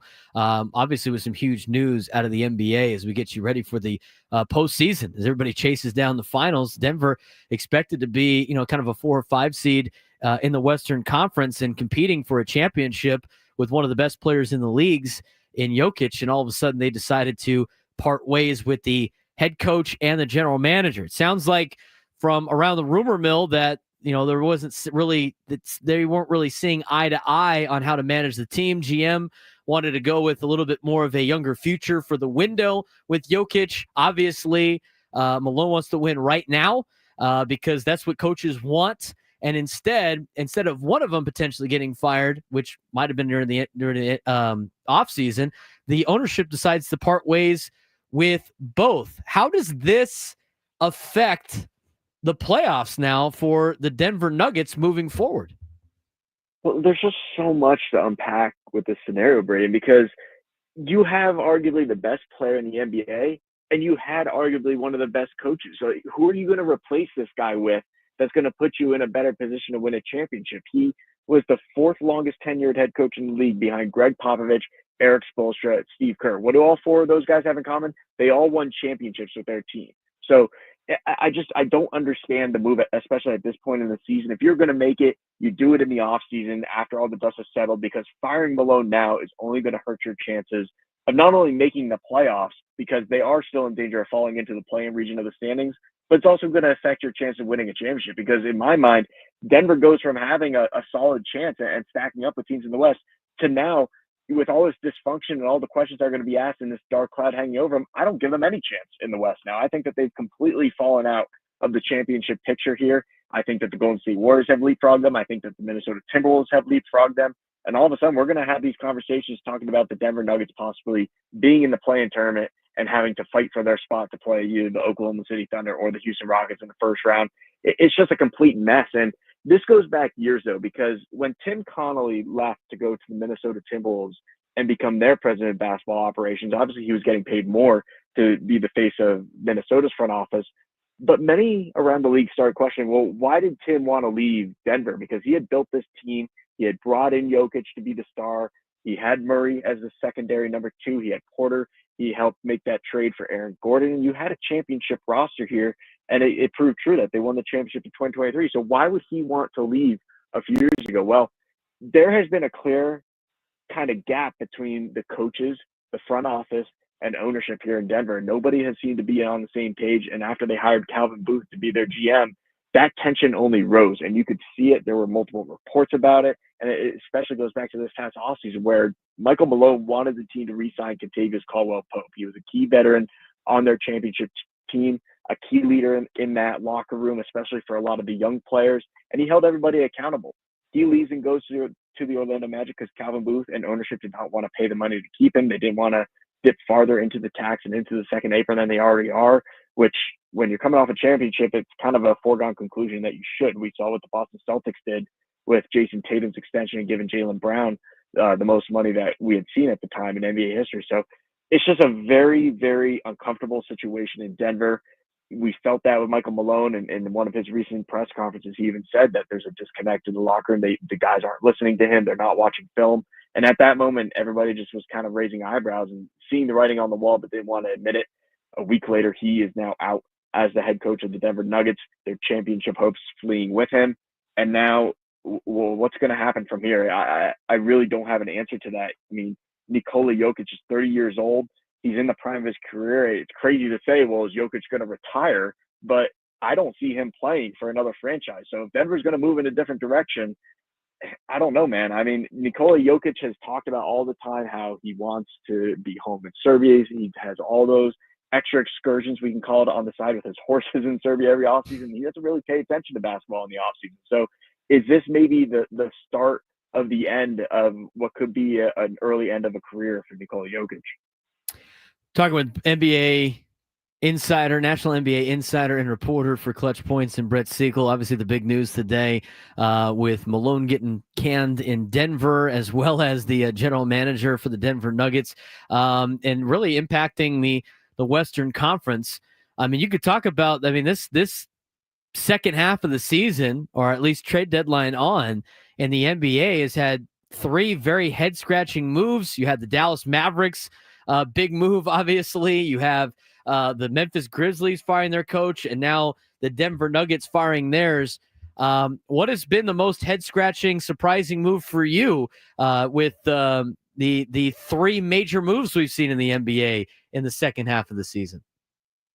Anyone who doesn't say Luka Doncic is just wrong. I mean, the two coaching changes are pretty notable and pretty shocking to many around the league. But I mean, we're talking about Luka Doncic, who a young superstar, a young generational talent, and you not only trade him, but you trade him to the Los Angeles Lakers of all franchises, the stars of the West and the team in the West that everybody tries to emulate and be like. So I think that has to be the biggest storyline. And obviously tomorrow night, on Wednesday night, Los Angeles Lakers against the Dallas Mavericks in Dallas, Luka Doncic's return game. It's going to be the second night of a back-to-back, and it seems like the Lakers are going to play all their guys tonight. it would be shocking if they benched everybody tomorrow and Luka doesn't play in that game. And I would imagine that Adam Silver would be on the phone trying to get Luka to play in that game. But it's going to be quite the spectacle because Mavericks fans will always love Luka Doncic. He brought them to the NBA Finals last year, had them on the doorstep of winning a championship. It's not his fault that he was traded at all. And the Mavericks fans still hold a lot of animosity towards that front office and new ownership group. Luka will be well perceived going back to Dallas tomorrow night. He's going to have a standing ovation for minutes long, and I'm sure chance of fire Nico will fire after that. But it's going to be quite the event and probably a very emotional time for Luka Doncic. Well, I got one more question for you, Brett. Just in case we don't catch up with you again before the start of the postseason. Obviously, still got the Suns alive in the Western Conference, trying to get in one of those play-in games. Dallas Mavericks in front of them, only a handful of games left. But as you look at the Eastern Conference and the Western Conference, who are your early favorites? Do you think it might go chalk with the Cavs and the Thunder? I would imagine the NBA would probably rather see the Celtics play the Lakers. What's your kind of early playoff prediction as some of the spots are still up for grabs? The Cavaliers have been the best team in the Eastern Conference all season. They've crossed a 60-win plateau, but they haven't looked as great as of late, and they've struggled on defense mainly. And that's a concern for me. And that's why the Boston Celtics are red hot right now. And I believe they've only lost once in their last 14 or 15 games or something like that. They're the defending champions. They're the defending champions for a reason. They have the best starting five in the NBA. They're going to be a tough team to beat in a 7-game series in the East. And right now I would presumably think that they would be the Eastern Conference favorites to make the NBA Finals. The West, though, is a complete gauntlet because I think that there's a lot of interesting storylines here, and it depends on how that middle tier teams in the standings plays out, because that's going to have a direct impact on the Oklahoma City Thunder's path. It's going to have a direct impact on the Lakers' path. And then obviously you have teams like the Clippers, the Warriors, the Timberwolves, who are championship contenders in my mind. They have proven superstar talents. They've gone on deep postseason runs before.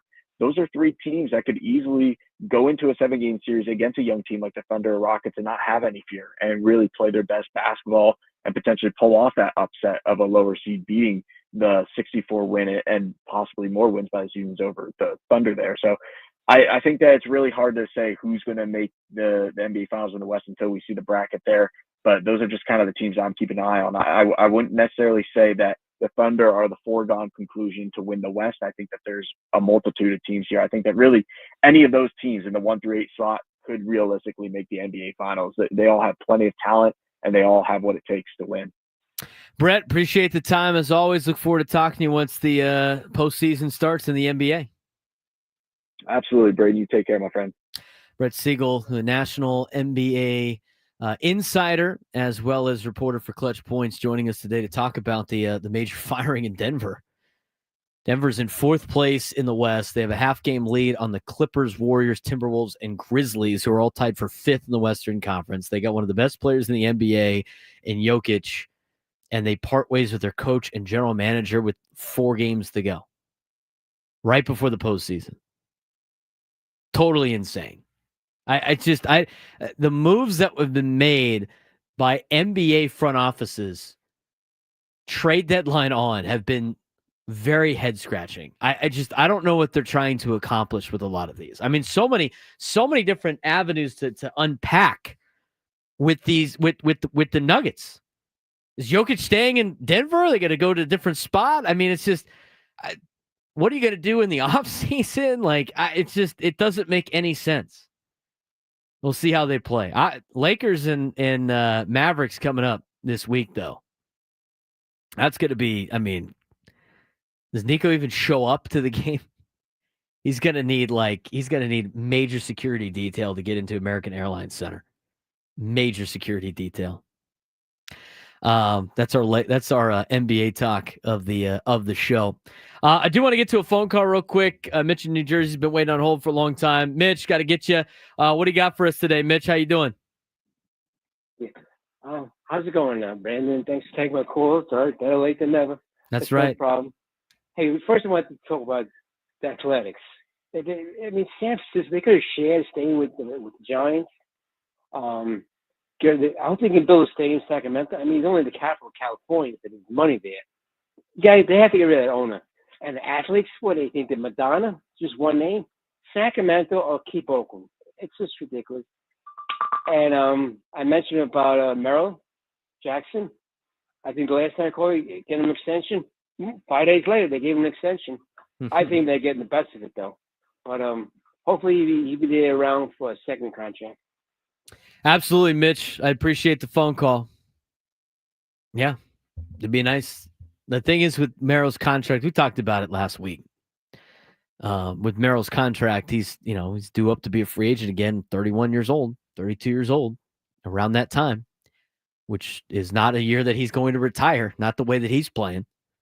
We'll see what happens when we get to that point. You never know what's happening in the future.